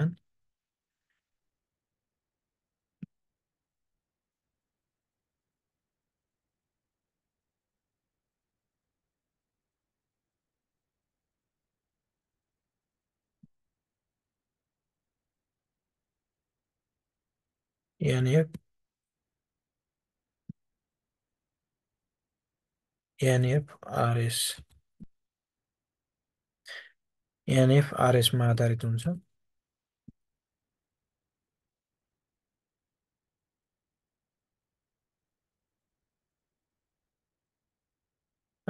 यसले नेपाल राष्ट्र निर्देशनले तोके बमोजिम बैङ्कले वित्तीय विवरणहरू तयार गर्नुपर्ने हुन्छ।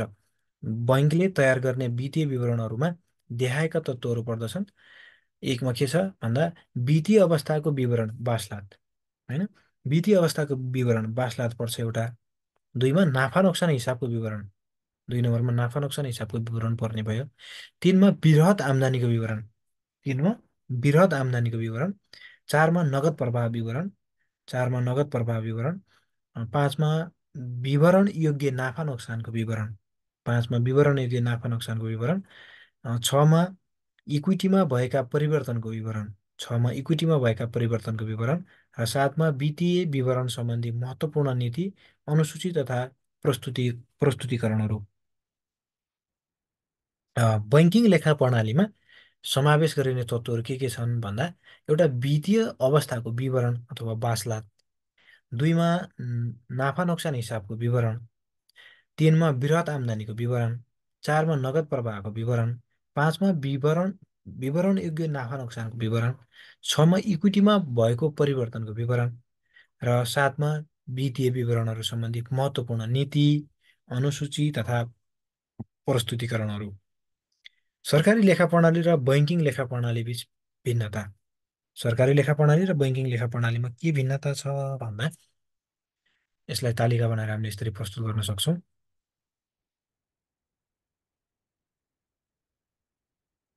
सरकारी लेखा प्रणाली र बैङ्किङ लेखा प्रणाली। सरकारी लेखा प्रणाली यो सर्वसाधारणलाई उपलब्ध गराउने सरकारी सेवाहरूको वित्तीय अभिलेख राख्न सरकारले तयार गरेको लेखा प्रणाली हो।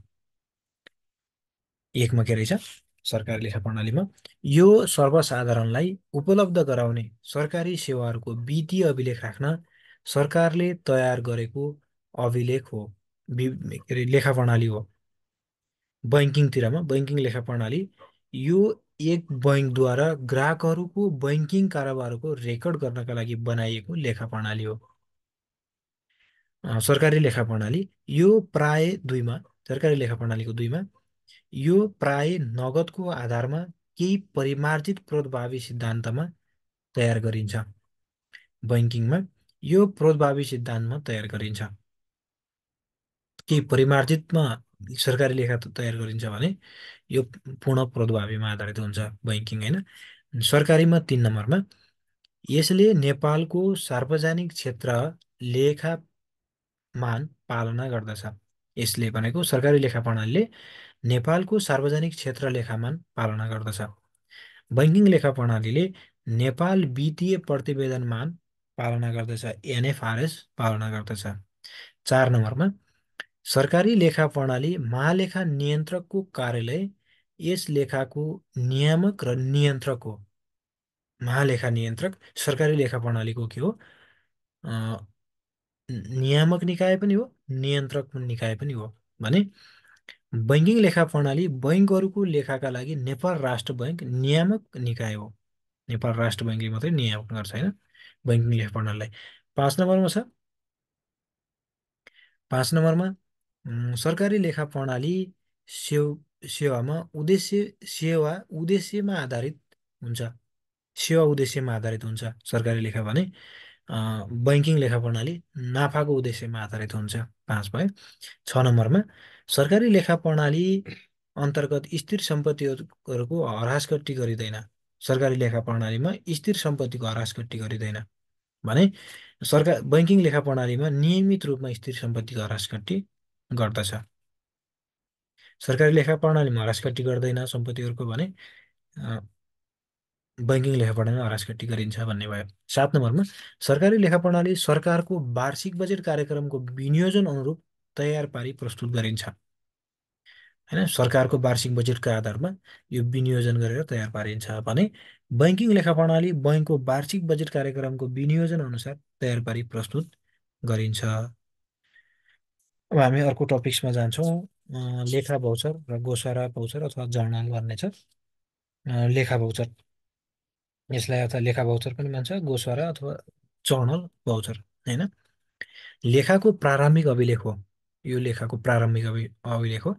आर्थिक घटना पहिचान गरेपछि लेखाको नियमअनुसार प्रविष्टि गर्नु नै लेखा भौचर हो। लेखाको यो सुरुको प्रारम्भिक अभिलेख हो, होइन। आर्थिक घटना पहिचान भएपछि लेखाको नियमअनुसार प्रविष्टि गर्नु नै लेखा भौचर हो। लेखा भौचरको प्रविष्टिसँगै कारोबारको बिल बीजकलाई सङ्कलन गरिन्छ। यो लेखा प्रणालीको आधारभूत प्रविष्टि हो जसले गर्दा लेखाका अन्य विवरणहरू लेजर, अन्तिम खाता तयार पार्न वित्तीय सूचना उपलब्ध गराउँदछ। लेखा भौचर दोहोरो लेखा प्रणालीमा आधारित हुन्छ जसलाई डेबिट पक्ष र क्रेडिट पक्षमा रकम प्रविष्टि गरिन्छ। लेखा भौचर के भयो? लेखाको प्रारम्भिक अभिलेख हो, सुरुको अभिलेख, होइन।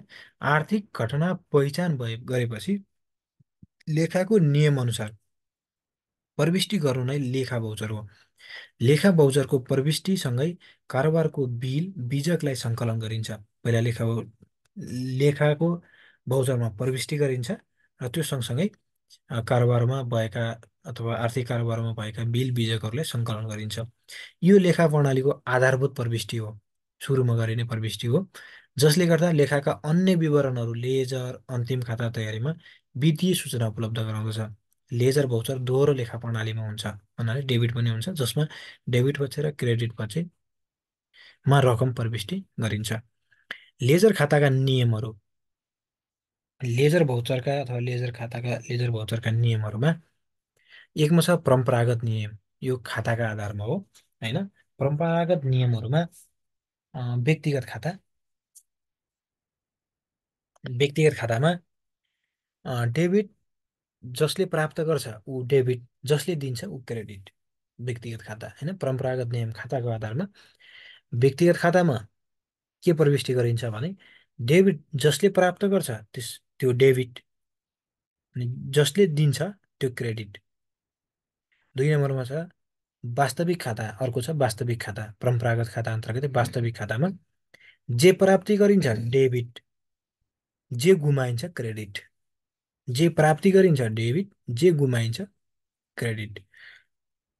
अर्को छ अवास्तविक खाता। अवास्तविक खातामा सबै घाटा र खर्चहरू डेबिट, सबै घाटाहरू र खर्चहरू आफू गरेका लेखामा भएका खर्चहरू सबै डेबिट। आम्दानी र नाफाहरू क्रेडिट गरिन्छ। प्राप्त भएका आम्दानी र नाफालाई हामी क्रेडिट गरेर अवास्तविक खाता निर्माण गरिन्छ। परम्परागत खाताका आधारमा तीन प्रकारका छन्। व्यक्तिगत खाता, जे प्राप्त हुन्छ त्यसलाई डेबिट गर्ने व्यक्तिगत खातामा, जे दिइन्छ त्यसलाई क्रेडिट गर्ने। दोस्रो छ वास्तविक खाता। वास्तविक खातामा जे प्राप्ति गरिन्छ डेबिट, जे गुमाइन्छ क्रेडिट।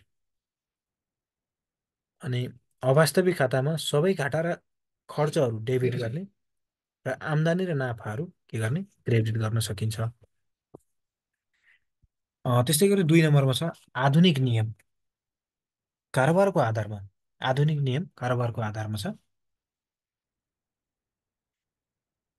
आधुनिक नियम अन्तर्गत सम्पत्ति खर्च बढेमा डेबिट गर्ने,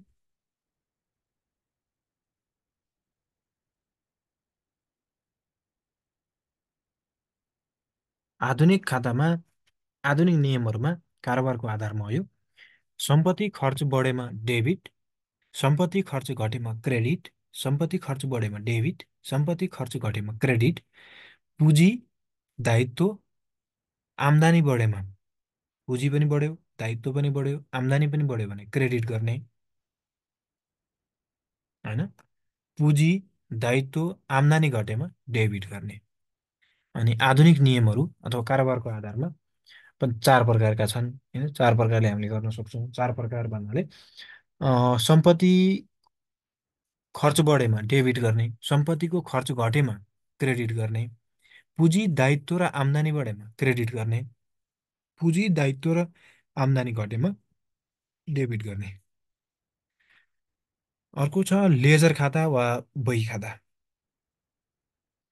कुनै निश्चित विषय वा व्यक्तिसँग सम्बन्धित एकै प्रक्रियाका सबै कारोबारहरू एकै स्थानमा अभिलेख राखिने कारोबारहरूको दोस्रो अभिलेख राख्ने कार्य प्रक्रियालाई नै बही खाता भनिन्छ।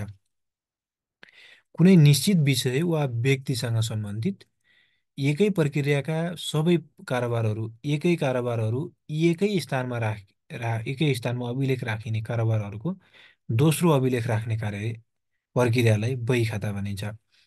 बही खाताको माध्यमबाट नै साहु र आसामीको अवस्था कस्तो छ, कति सम्पत्ति र दायित्व छ, व्यवसायमा आम्दानी र खर्च के कति भएको छ, सबै कुराको जानकारी लिन सकिन्छ। यसको सहयोगबाट प्रत्येक शीर्षकका बारेमा अलग अलग जानकारी प्राप्त गर्न सकिन्छ। लेजर खाता भनेको सामान्य खाता हो।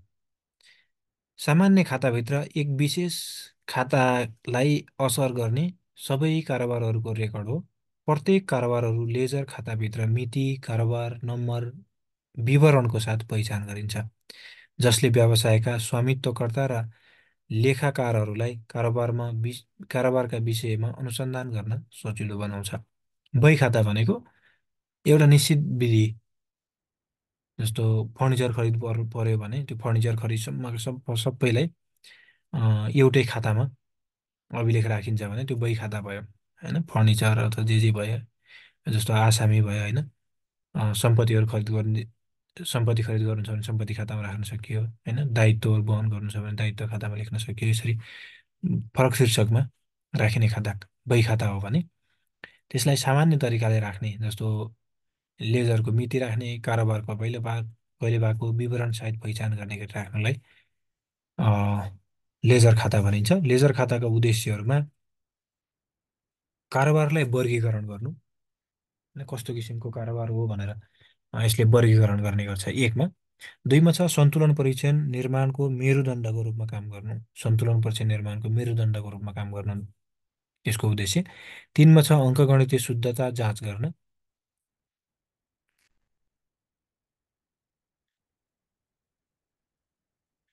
चारमा छ नाफा वा नोक्सान पत्ता लगाउन सहयोग गर्नु।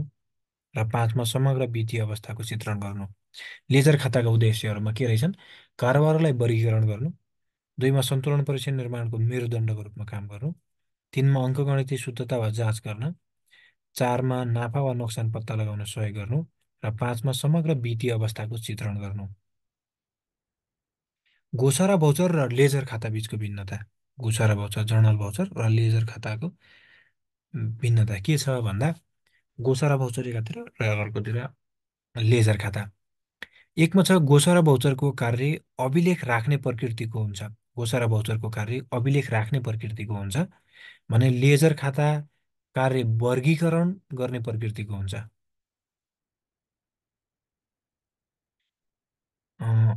गोसारा भौचर अभिलेख राख्छ जे जस्तो कारोबार भयो भनेर, भने लेजरले वर्गीकरण गर्छ कस्तो किसिमको कारोबार हो भनेर विषयगत रूपमा वर्गीकरण गर्ने काम गर्छ एकमा भयो भने।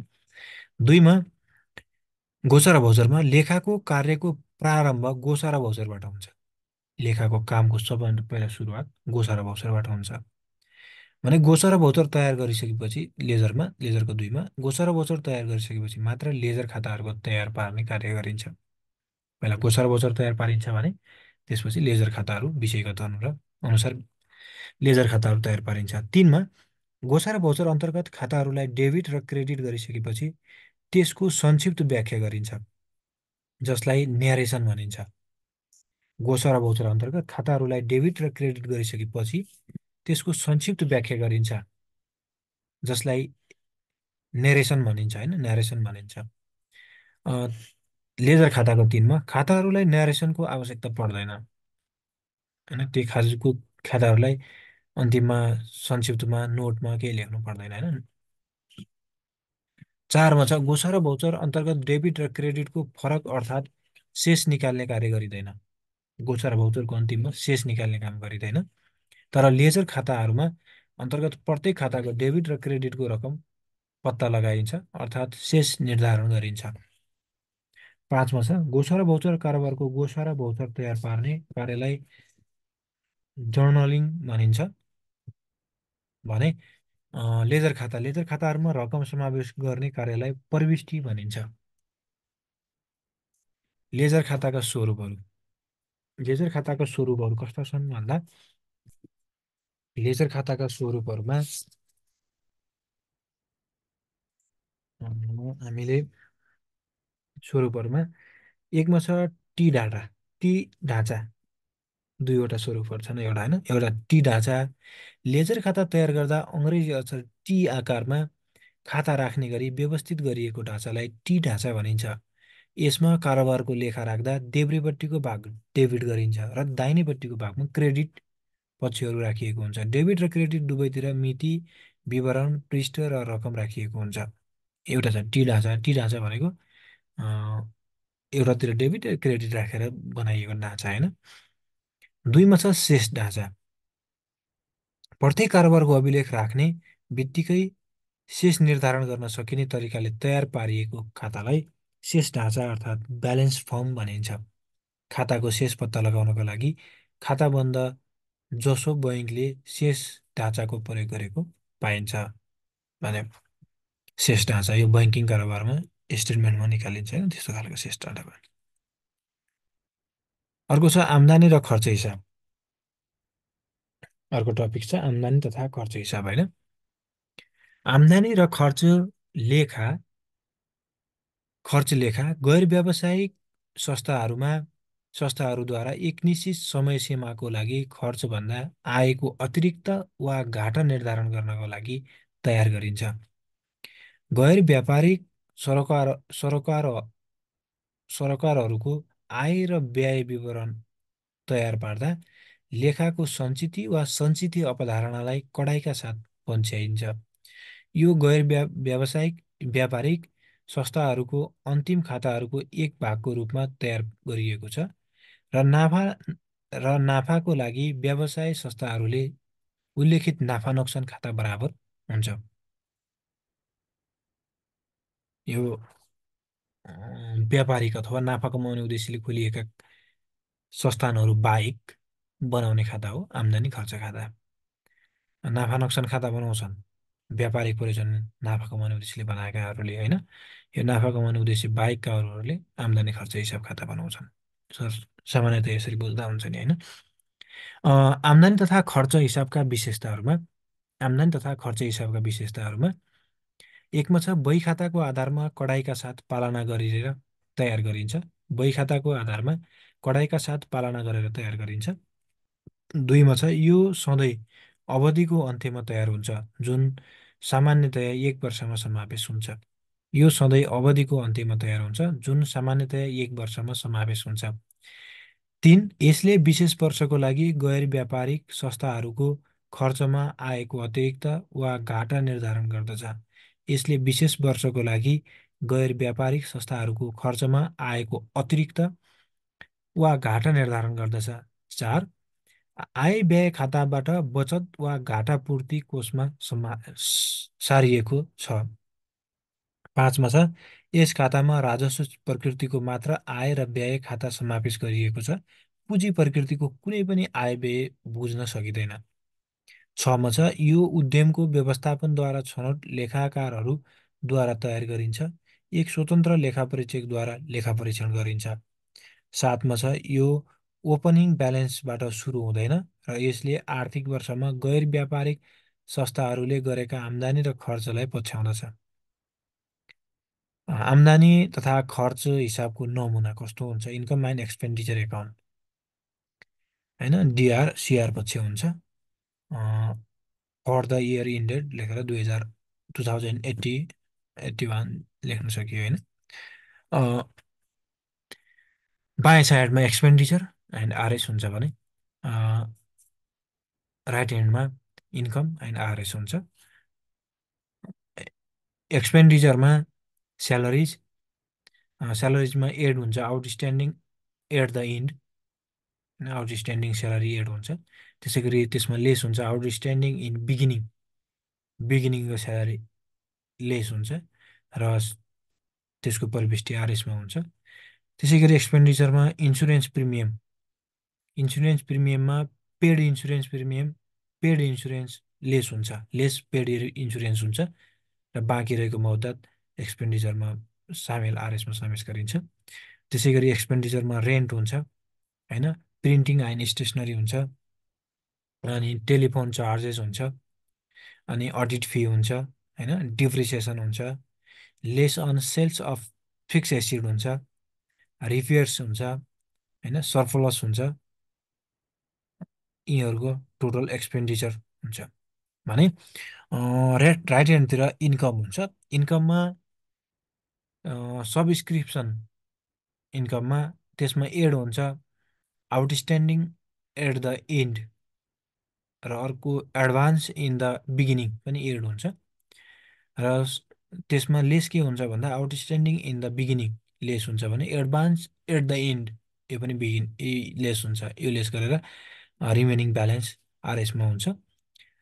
त्यसै गरी अर्को छ entrance fee and general donation, sales of old newspaper Profit on the sales of fixed asset, sundry receipts, and डेफिसिटहरू इन्कममा समावेश हुन्छन् भने यसको टोटल इन्कम गरेर राखिन्छ है।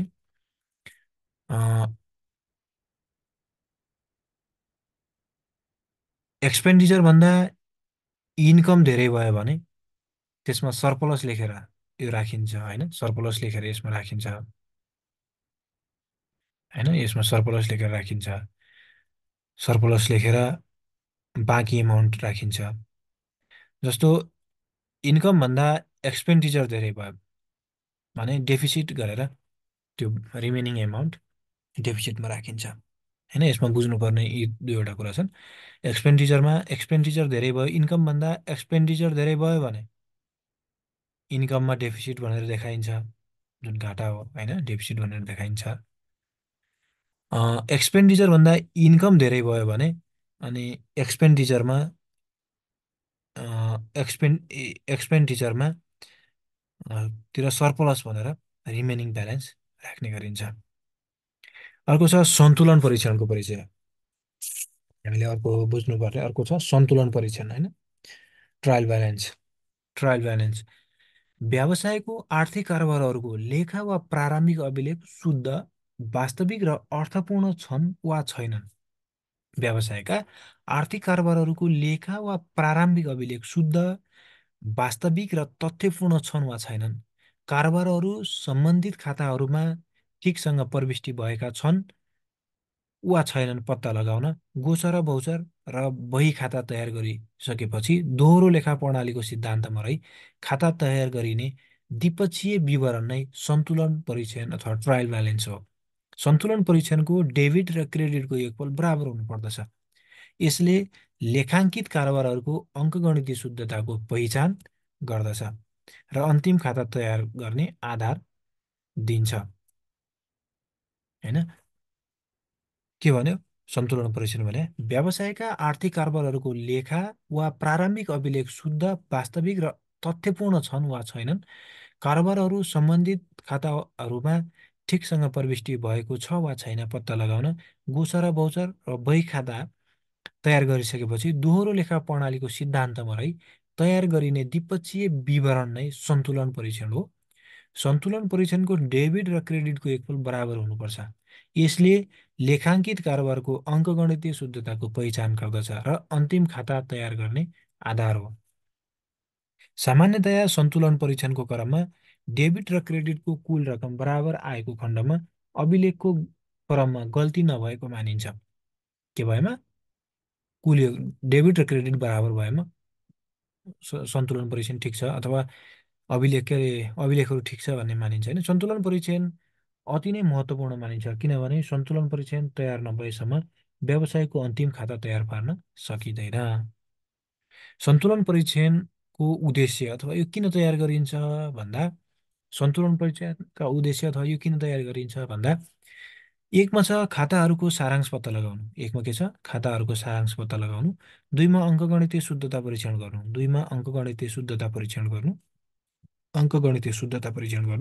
तिनमा अन्तिम खाता तयार गर्ने आधार बनाउनु, तिनमा अन्तिम खाता तयार पार्ने आधार बनाउनु, चारमा गल्ती पत्ता लगाई सुधारमा सहयोग गर्नु, पाँचमा सुरु अभिलेखका हिसाबहरूको परीक्षण गर्नु, पाँच छमा लेखा परीक्षणमा मद्दत गर्दछ। यसले के गर्छ लेखा परीक्षणमा मद्दत गर्दछ होइन, लेखा परीक्षणमा मद्दत गर्दछ। त्यसै गरी सातमा दोहोरो प्रविष्टि सम्बन्धी गल्ती पत्ता लगाउनु, यसले दोहोरो प्रविष्टि सम्बन्धी गल्ती पत्ता लगाउँछ। र आठमा वासलात तयारीको आधिकारिकता प्रमाणित गर्नु, यसले वासलात तयारीको आधिकारिकता प्रमाणित गर्दछ। हेर्नुहोस् त सन्तुलन परीक्षण किन तयार पारिन्छ अथवा सन्तुलन परीक्षणको उद्देश्यहरू के हुन् भने एकमा छ खाताहरूको सारांश पत्ता लगाउनु, दुईमा अङ्कगणितीय शुद्धता निरीक्षण गर्नु, तिनमा अन्तिम खाता तयार गर्ने आधार बनाउनु होइन, चारमा गल्ती पत्ता लगाई सुधारमा सहयोग गर्नु, पाँचमा सुरु अभिलेखका हिसाबहरूको परीक्षण गर्नु, छमा लेखा परीक्षणलाई मद्दत गर्नु, सातमा दोहोरो प्रविष्टि सम्बन्धी गल्ती पत्ता लगाउनु र आठमा वासलात तयारीको आधिकारिकता प्रमाणित गर्नु। यसरी आठवटा हामीले लेख्न सक्छौँ। आठवटा भन्नाले 4 नम्बर अथवा 3 नम्बरको लागि उम्, उपयुक्त छ होइन। सन्तुलन परीक्षणको महत्त्व भन्नुहोस् त। सन्तुलन परीक्षणको महत्त्वहरूमा हामीले बुदागत रूपमा एकमा यसले सुरु अभिलेखमा हिसाबको परीक्षण गर्दछ। यसले के गर्छ? सुरु अभिलेखका हिसाबहरूको परीक्षण गर्छ। एक महत्त्व भयो। दुई, अभिलेखहरूको विश्वसनीयता बनाउन मद्दत गर्छ। विश्वसनीय बनाउन के गर्छ? यसले मद्दत गर्छ भन्यो होइन। तिनमा तयारीको आधिकारिकता प्रमाणित गर्छ। यसले वासलात तयारीको आधिकारिकता के गर्छ? प्रमाणित गर्छ। चारमा लेखा राख्ने क्रममा हुन गएका गल्ती पत्ता लगाई सुधार गर्न सहयोग गर्छ। यसले लेखा राख्न क्रममा हुन गएका गल्तीहरू पत्ता लगाई सुधार गर्न सहयोग गर्छ। पाँचमा लेखा राख्ने क्रममा तयार गरिएका अभिलेखहरूको अङ्कगणितीय शुद्धताको जाँच गर्नमा सहयोग गर्छ। यसले लेखा राख्ने क्रममा गरिएका अङ्कगणितीय शुद्धताहरू जाँच गर्न सहयोग गर्छ। छमा व्यवसायको अन्तिम खाता तयार गर्ने आधार तयार गर्छ। सातमा गल्ती तथा छलकपट रोकथाम गर्न मद्दत गर्छ। आठमा आठमा विभिन्न खाताहरूको सारांश प्रदान गर्दछ। त्यसै गरी नौमा दोहोरो प्रविष्टि सम्बन्धी गल्तीहरू सुधार गर्न सहयोग पुर्याउँदछ। हेर्नुहोस् त, सन्तुलन परीक्षणका महत्त्वहरू के रहेछन् भन्दा यसले सुरु अभिलेखको हिसाब किताब परीक्षण गर्छ। दुईमा अभिलेखहरूको विश्वसनीय बनाउन मद्दत गर्छ। तिनमा वासलात तयारीको आधिकारिकता प्रमाणित गर्छ होइन। चारमा लेखा राख्ने क्रममा हुन गएका गल्ती पत्ता लगाई सुधार गर्न सहयोग गर्ने भयो। अनि पाँचमा लेखा राख्ने क्रममा तयार गरिएका अभिलेखहरूको अङ्कगणितीय शुद्धताको जाँच गर्न सहयोग गर्छ। छमा व्यवसायको अन्तिम खाता तयार गर्ने आधार तयार गर्छ। सातमा गल्ती तथा छलकपट रोकथाम गर्न मद्दत गर्छ। नौमा आठमा विभिन्न खाताहरूको सारांश प्रदान गर्दछ भने नौमा दोहोरो प्रविष्टि सम्बन्धी गल्तीहरूमा सुधार गर्न सहयोग पुर्याउँदछ।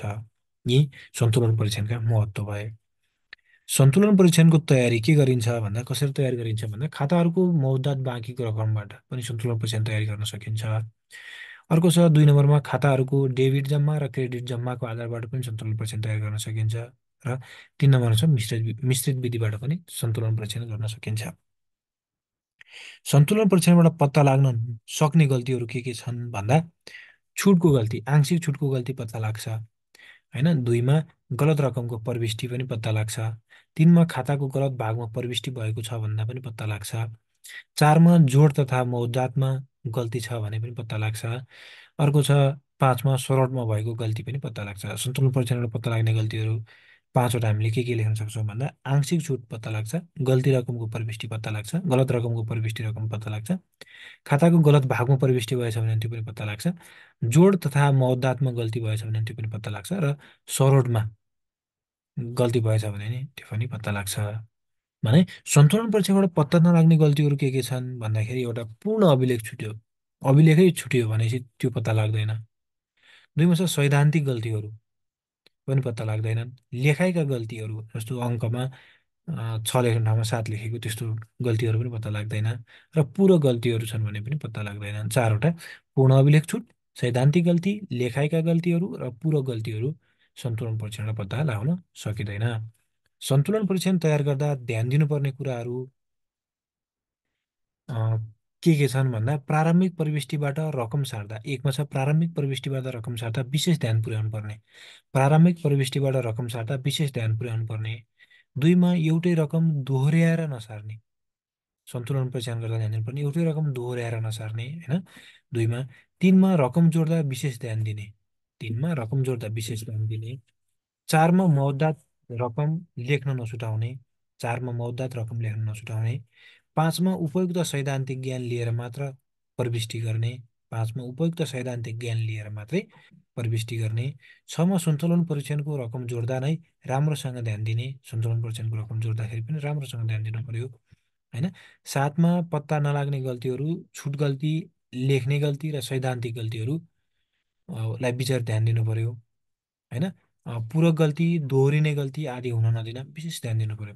सन्तुलन परीक्षण तयार गर्दाखेरि के कुरामा ध्यान दिनु पर्यो भन्दा प्रारम्भिक प्रविष्टिमा रकम सार्दा विशेष ध्यान दिनु पर्यो। एउटा रकम सार्दा ध्यान दिनु पर्यो होइन। एउटै रकम दोहोऱ्याउनु पनि भएन, दोहोऱ्याएर नसार्ने, रकम जोड्दा विशेष ध्यान दिने, मौद्दात रकम लेख्न नछुटाउने, उपयुक्त सैद्धान्तिक ज्ञान लिएर मात्र प्रविष्टि गर्ने, सन्तुलन परीक्षणको रकम जोड्दा नै राम्रोसँग ध्यान दिने, पत्ता नलाग्ने गल्तीहरू, छुट गल्ती, लेख्ने गल्ती अथवा सैद्धान्तिक गल्तीहरूलाई विशेष ध्यान दिने, अर्को पूरक गल्ती, दोहोरिने गल्ती आदिमा हुन सक्ने हुन नदिन विशेष ध्यान दिनुपर्छ।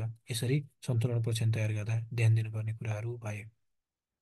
अर्को टपिक छ हामीसँग नाफा नोक्सान हिसाब खाता होइन। नाफा नोक्सान हिसाब अथवा नाफा नोक्सान खातामा यसको परिचयमा कुनै एक आर्थिक वर्षमा व्यवसायमा के कति खुद नाफा वा नोक्सान भयो, कुनै एक आर्थिक वर्षमा व्यवसायमा के कति खुद नाफा वा नोक्सान भयो भन्ने जानकारी प्राप्त गर्नका लागि व्यापार खाता तयार गरिसकेपछि अन्तिम खाता तयारीको दोस्रो चरणमा व्यवसायको सम्पूर्ण अप्रत्यक्ष आम्दानी तथा अप्रत्यक्ष खर्चको संयोजनबाट तयार पारिने द्विपक्षीय डेबिट र क्रेडिट विवरण पत्रलाई नाफा नोक्सान खाता भनिन्छ। यस खाताको डेबिट पक्ष बढी भएमा अप्रत्यक्ष खर्च बढी भएकोले खुद नोक्सान तथा क्रेडिट पक्ष बढी भएमा अप्रत्यक्ष आम्दानी बढी भएकोले खुद नाफा हुन्छ। प्रत्येक व्यवसायको निश्चित समयावधिको सञ्चालन मुनाफा वा सञ्चालन प्रभावकारिताको जानकारी प्रदान गर्दछ। नाफा नोक्सान हिसाब खाताको परिचय के भने कुनै एक आर्थिक वर्षमा व्यवसायमा के कति खुद नाफा वा नोक्सान भयो भन्ने जानकारी प्राप्त गर्नका लागि व्यापार खाता तयार गरिसकेपछि अन्तिम खाता तयारीको दोस्रो चरणमा व्यवसायको सम्पूर्ण अप्रत्यक्ष आम्दानी तथा अप्रत्यक्ष खर्चको संयोजनबाट तयार गरिने द्विपक्षीय अथवा डेबिट क्रेडिट विवरण पत्रलाई नाफा नोक्सान खाता भनिन्छ। यस खाताको डेबिट पक्ष बढी भएमा अप्रत्यक्ष खर्च बढी भएकाले खुद नोक्सान हुन्छ। डेबिट बढी भयो भने नोक्सान हुन्छ होइन। क्रेडिट पक्ष बढी भएमा अप्रत्यक्ष आम्दानी बढी भएको देखिन्छ र खुद नाफा हुन्छ। डेबिट पक्ष बढी भयो भने नोक्सान हुन्छ, खुद नोक्सान, र क्रेडिट पक्ष बढी भयो भने खुद नाफा हुन्छ। यसले व्यवसायको निश्चित समयावधिको सञ्चालन मुनाफा तथा सञ्चालन प्रभावकारिताको जानकारी दिन्छ। नाफा नोक्सान हिसाब खाताको उद्देश्य, आवश्यकता तथा महत्त्व भने हामीले एउटै लेख्न सक्छौँ। खुद नाफा वा नोक्सानको जानकारी दिनु, यसको उद्देश्य पनि त्यही हो, आवश्यकता पनि त्यही, महत्त्व पनि त्यही होइन। खुद नाफा तथा नोक्सानको जानकारी दिनु। दुईमा अप्रत्यक्ष आम्दानी तथा खर्चको जानकारी दिनु तथा अप्रत्यक्ष खर्च नियन्त्रणमा मद्दत गर्नु। अप्रत्यक्ष खर्चको नियन्त्रणमा मद्दत गर्नु। तिनमा खुद नाफा नोक्सान र सञ्चालन खर्च बीचको अनुपात पत्ता लगाउन सहयोग गर्नु। चारमा निश्चित समयको नाफा र लागतको तुलनाबाट कार्य सञ्चालन प्रभावकारिताको जानकारी दिनु। र पाँचमा नाफा योग्यता सम्बन्धी अनुपात निर्धारणको आधार तयार गर्नु। र छमा वास्लात निर्माणको आधार तयार गर्नु। नाफा नोक्सान हिसाब खाताको महत्त्व, उद्देश्य तथा आवश्यकता भने हामीले के लेख्न सक्छौँ भन्दा एकमा खुद नाफा तथा नोक्सानको जानकारी दिनु एक भयो। दुई, अप्रत्यक्ष आम्दानी र खर्चको जानकारी दिनु र अप्रत्यक्ष खर्च नियन्त्रणमा मद्दत गर्नु। तीन, खुद नाफा नोक्सान र सञ्चालन खर्च बीचको अनुपात पत्ता लगाउन सहयोग गर्नु। चार, निश्चित समयको नाफा र लागतको तुलनामा कार्य सञ्चालन प्रभावकारिताको जानकारी दिनु। पाँच, नाफा योग्यता सम्बन्धी अनुपात निर्धारणको आधार तयार गर्नु। र छमा वास्लात निर्माणको आधार तयार गर्नु। अर्को छ नाफा नोक्सान खाता बनाउनुका कारणहरू के हुन् र यसका उद्देश्य के हुन् होइन। नाफा नोक्सान हिसाब खाता बनाउनुका कारण के हुन् र उद्देश्य के हुन्। के हुन् भन्दा एकमा छ वित्तीय कार्य सम्पादन प्रस्तुत गर्नु। वित्तीय कार्य सम्पादन प्रस्तुत गर्नु एक। दुईमा छ नाफा नोक्सान पत्ता लगाउनु। दुई, तिनमा छ अनावश्यक खर्चको भार पत्ता लगाई उचित निर्णय लिन प्रेरित गर्नु। अनावश्यक खर्चको भार पत्ता लगाई उचित निर्णय लिन प्रेरित गर्नु। चार, आम्दानीमा भइरहेको प्रगति र ह्रासको विश्लेषण गर्न मद्दत गर्नु होइन, विश्लेषण गर्न मद्दत गर्नु। पाँच, कर निर्धारण गर्नु। छ, वित्तीय विवरणहरूलाई पूर्णता दिनु। सात, लेखा परीक्षणलाई सहज बनाउनु। 8 सरकारवाला समक्ष यथार्थ अवस्था प्रस्तुत गर्नु। 9 वासलात बनाउने आधार तयार गर्नु। 10 आयगत प्रकृतिका कारोबारलाई एकीकृत गर्नु। 11 लेखाचक्रलाई पूर्णता प्रदान गर्नु। 12 आर्थिक कारोबारको तुलनात्मक अध्ययन गर्नु। 13 पारदर्शिता वृद्धि गर्नु। 14 आर्थिक सुशासनको माध्यमबाट संस्थागत सुशासनलाई सहज बनाउनु आदि। अर्को टपिक छ वासलात। हामी अर्को टपिकमा पुगिसकेका छौँ। वासलात होइन, नाफानक्सान हिसाब खाताको एक फर्मेटहरू पनि आवश्यक छ सामान्यतः। हामी अर्को टपिक्समा छौँ, वासलात। वासलातको परिचय। अन्तिम खाता ब्यालेन्स सिट होइन। अन्तिम खाता तयारीको क्रममा व्यापार खाता तथा नाफा नोक्सान हिसाब खाता तयार गरिसकेपछि कुनै निश्चित समय बिन्दुमा व्यवसायको वित्तीय स्थितिको जानकारी लिनका लागि सम्पत्ति र पुँजी तथा दायित्वको आधारमा लेखाङ्कन समीकरण total assets equal to total capital plus लायबिलिटिजको सिद्धान्तमा रही तयार गरिने द्विपक्षीय वर्गीकृत विवरणलाई वासलात भनिन्छ। के रहेछ?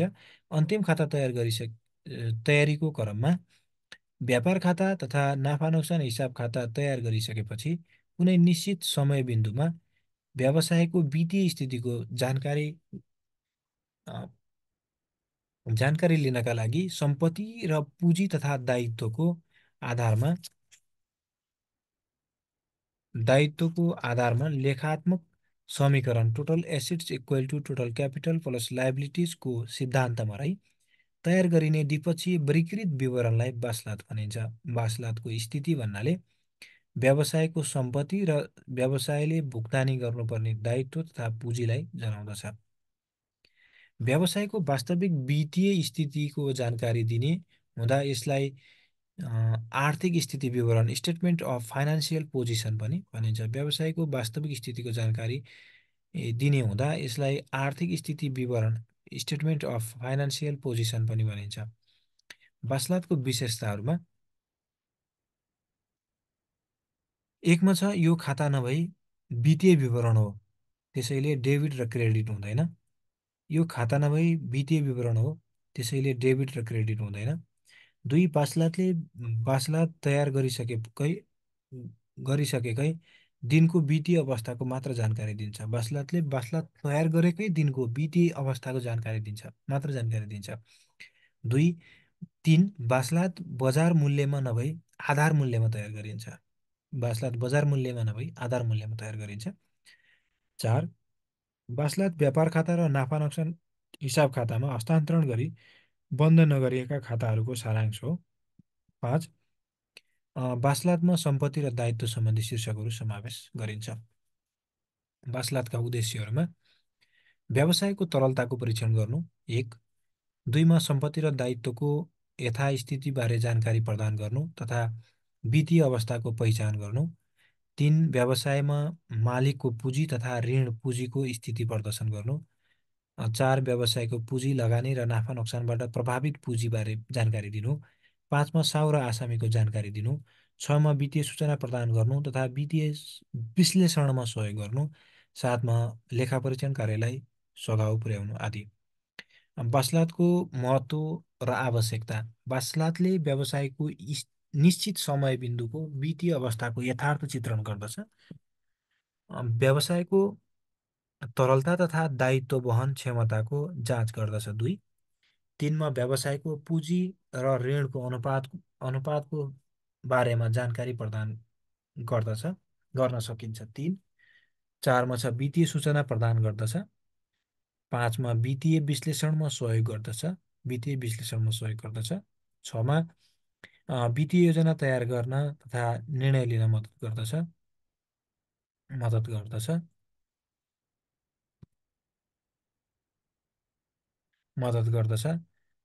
7 मा व्यवसायको सम्पत्ति तथा दायित्वको वर्तमान मूल्यको जानकारी प्रदान गर्दछ। 8 मा आर्थिक स्थिति विगत वर्षहरूसँग तुलना गर्न मद्दत गर्दछ। अर्को इम्पोर्टेन्ट यो छ, वाणिज्य बैङ्कले तयार गर्ने वासलातको ढाँचा तयार गर्नुहोस् भन्ने क्वेसन आउन सक्छ। अलि इम्पोर्टेन्ट छ। वाणिज्य बैङ्कले बासला तयार पार्दा नेपाल राष्ट्र बैङ्कद्वारा जारी एकीकृत निर्देशन नम्बर 4 मा उल्लेख गरेको ढाँचा बमोजिम बासला तयार गर्नुपर्दछ। 4 मा उल्लेख गरेको ढाँचा बमोजिम बासला तयार गर्नुपर्दछ। बासलातलाई वित्तीय अवस्थाको विवरण स्टेटमेन्ट अफ फाइनान्सियल पोजिसन पनि भनिन्छ। त्यसको ढाँचा निम्न बमोजिम हुन्छ भन्यो। जस्तो वाणिज्य बैङ्कहरूमा कृषि विकास bank, agriculture development bank, consolidated statement of financial position as on असार end 2080। अनि यसमा हामीले एक साइडमा डिटेल्सहरू लेख्न सक्छौँ। अनि नोट नम्बर, करेन्ट इयर र प्रिभियस इयरको। अनि एसिडमा सम्पत्तितिरमा cash and cash equivalent due from Nepal Rastra bank, होइन, प्लेसमेन्ट विथ बाफियाज BFIs, derivative financial instrument, other trading assets, loan and advance to BFIs and loan and advance to customer, investment securities, current tax assets, investment in subsidiaries, investment in associates and investment property and equity, goodwill and intelligible assets, deferred tax assets and other assets गरेर total assets हामीले यसरी जोडेर लेख्न सक्छौँ। अनि capital and liability पुँजी र दायित्व अन्तर्गतमा equity, share capital and share premium, यो सेयर इक्विटीतिर भयो भने, and related returning earning and reserve, non controlling interest, total equity हामी जोड्न सक्छौँ। अनि लाइबिलिटिजतर्फ due to BFIs, due to Nepal Rastra bank, derivative financial instrument and deposit from customers, borrowing, current tax liabilities, provisions, deferred tax liabilities and other liabilities, debt securities issued and subordinated liabilities and total liabilities गरेर हामीले total liabilities and capital and liabilities गरेर हामीले जोडेर ल्याउन सक्छौँ। यो नमुना भयो बासलातको, होइन। अर्को टपिक छ नगद प्रवाह विवरण। नगद प्रवाह विवरणको परिचय। कुनै पनि संस्थामा निश्चित समय अवधिमा भएका कारोबारबाट हुने क्यास फ्लो एन्ड आउटफ्लोलाई समेटेर तयार पारिएको विवरण नै नगद प्रवाह विवरण हो। कुनै पनि संस्थामा निश्चित समय अवधिमा भएका कारोबारहरूबाट हुने क्यास फ्लो र आउटफ्लोलाई समेटेर तयार गरिएको विवरण नै नगद प्रवाह विवरण हो, जसलाई वित्तीय विवरणको अनिवार्य कम्पोनेन्टका साथै अन्त्य विवरणको रूपमा रहने भएकाले खाताको आउटपुटको रूपमा समेत लिने गरिन्छ। व्यवसायमा हुने सम्पूर्ण कारोबार कि त सञ्चालनसँग कि लगानीसँग एवं वित्तीय कारोबारसँग सम्बन्धित हुन्छन्। यसरी कारोबारहरूलाई 3 भागमा वर्गीकरण गरी शीर्षकगत नगदको प्रवाह गरिने भएकाले यसलाई नगद प्रवाह विवरण भनिएको हो। नन क्यास एक्टिभिटिजलाई समावेश नगरिकनै नगद कारोबारलाई समेटिँदै नगदकै परिवर्तनको जानकारी दिने विवरण नै नगद प्रवाह विवरण हो। यसले नगदको परिवर्तन समेट्ने भएकाले statement of change in financial position पनि भनिन्छ।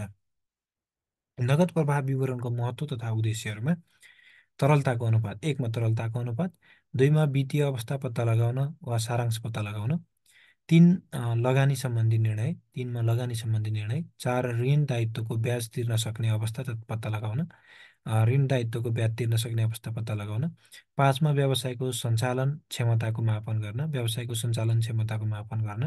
6 मा नगदमा आधारित जोखिम व्यवस्थापन गर्न, अनि 7 मा नगद सम्बन्धी योजना बनाउन, 8 मा चालु पुँजी व्यवस्थापन प्रभावकारी बनाउन, 9 मा नियामक निकायको निर्देशनको परिपालना गर्न, 10मा वित्तीय अनुशासन कायम राख्दै प्रभावी लेखाका कमजोरीहरू न्यूनीकरण गर्न। 11मा सरकारवालाहरूलाई नगदमा आधारित यथार्थ सूचना प्रवाह गर्न। 12मा संस्थाको क्यापिटल बजेट तयार गर्न सहयोग गर्न। 13मा नगद तिर्न सक्ने क्षमता विश्लेषण गर्न। नगद प्रवाह विवरणको विधिहरू वा समेटिने शीर्षकहरू। नगदको इनफ्लो एन्ड आउटफ्लो।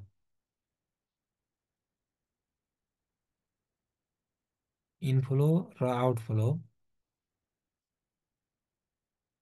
आउटफ्लोसँग सम्बन्धित रहने cash flow from operating activities, investment activities and financial activities अन्तर्गत रही देखाएका शीर्षकहरू समेट्ने छन्।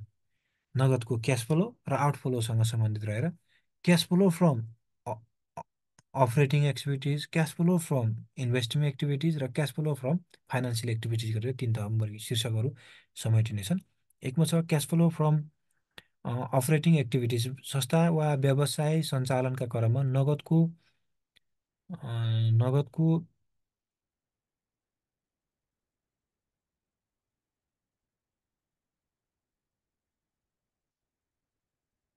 नगदको इनफ्लो एन्ड आउटफ्लो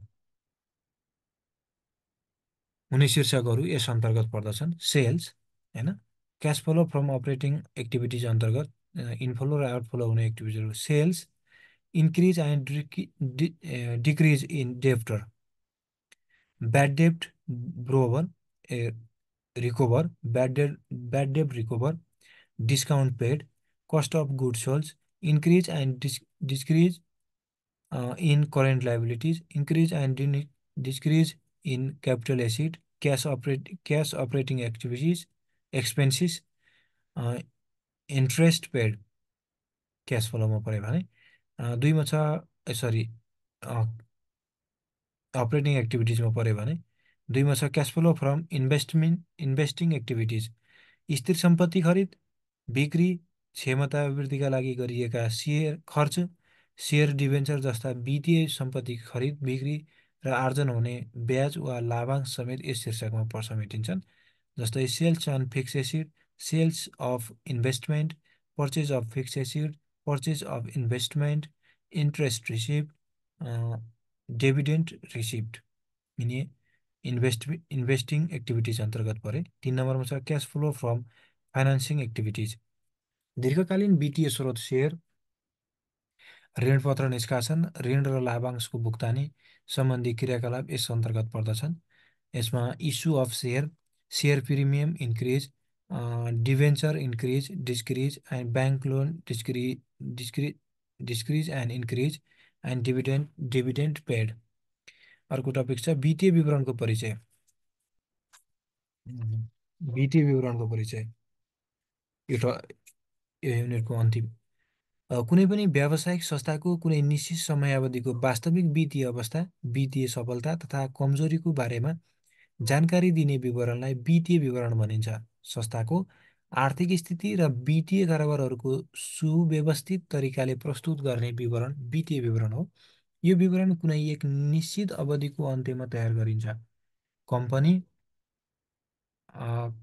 कम्पनीका कम्पनीका कार्यहरू र कार्य सम्पादनको नतिजा पाउन यो विवरण तयार गर्नुपर्ने हुन्छ। वित्तीय विवरण अन्तर्गत आय विवरण अथवा नाफा नोक्सान खाता, वास्लात, नगद प्रवाह विवरण आदि पर्दछन्। यस अन्तर्गत उत्पादन र व्यापार खाता पनि समावेश गर्न सकिन्छ। सम्पत्ति, दायित्व र पुँजीको स्थिति अथवा आर्थिक स्थितिको वास्लातले चित्रण गर्दछ। वित्तीय विवरण कानुनी आवश्यकता पूरा गर्नलाई पनि तयार गर्नुपर्ने हुन्छ। वित्तीय विवरणहरूको भूमिका तथा महत्त्वहरूमा सरकारको लागि यसको भूमिका के छ? आयकर भुक्तानीको लागि जानकारी प्राप्त हुने र भविष्यमा सोही बमोजिम राजस्वको योजना बनाउने।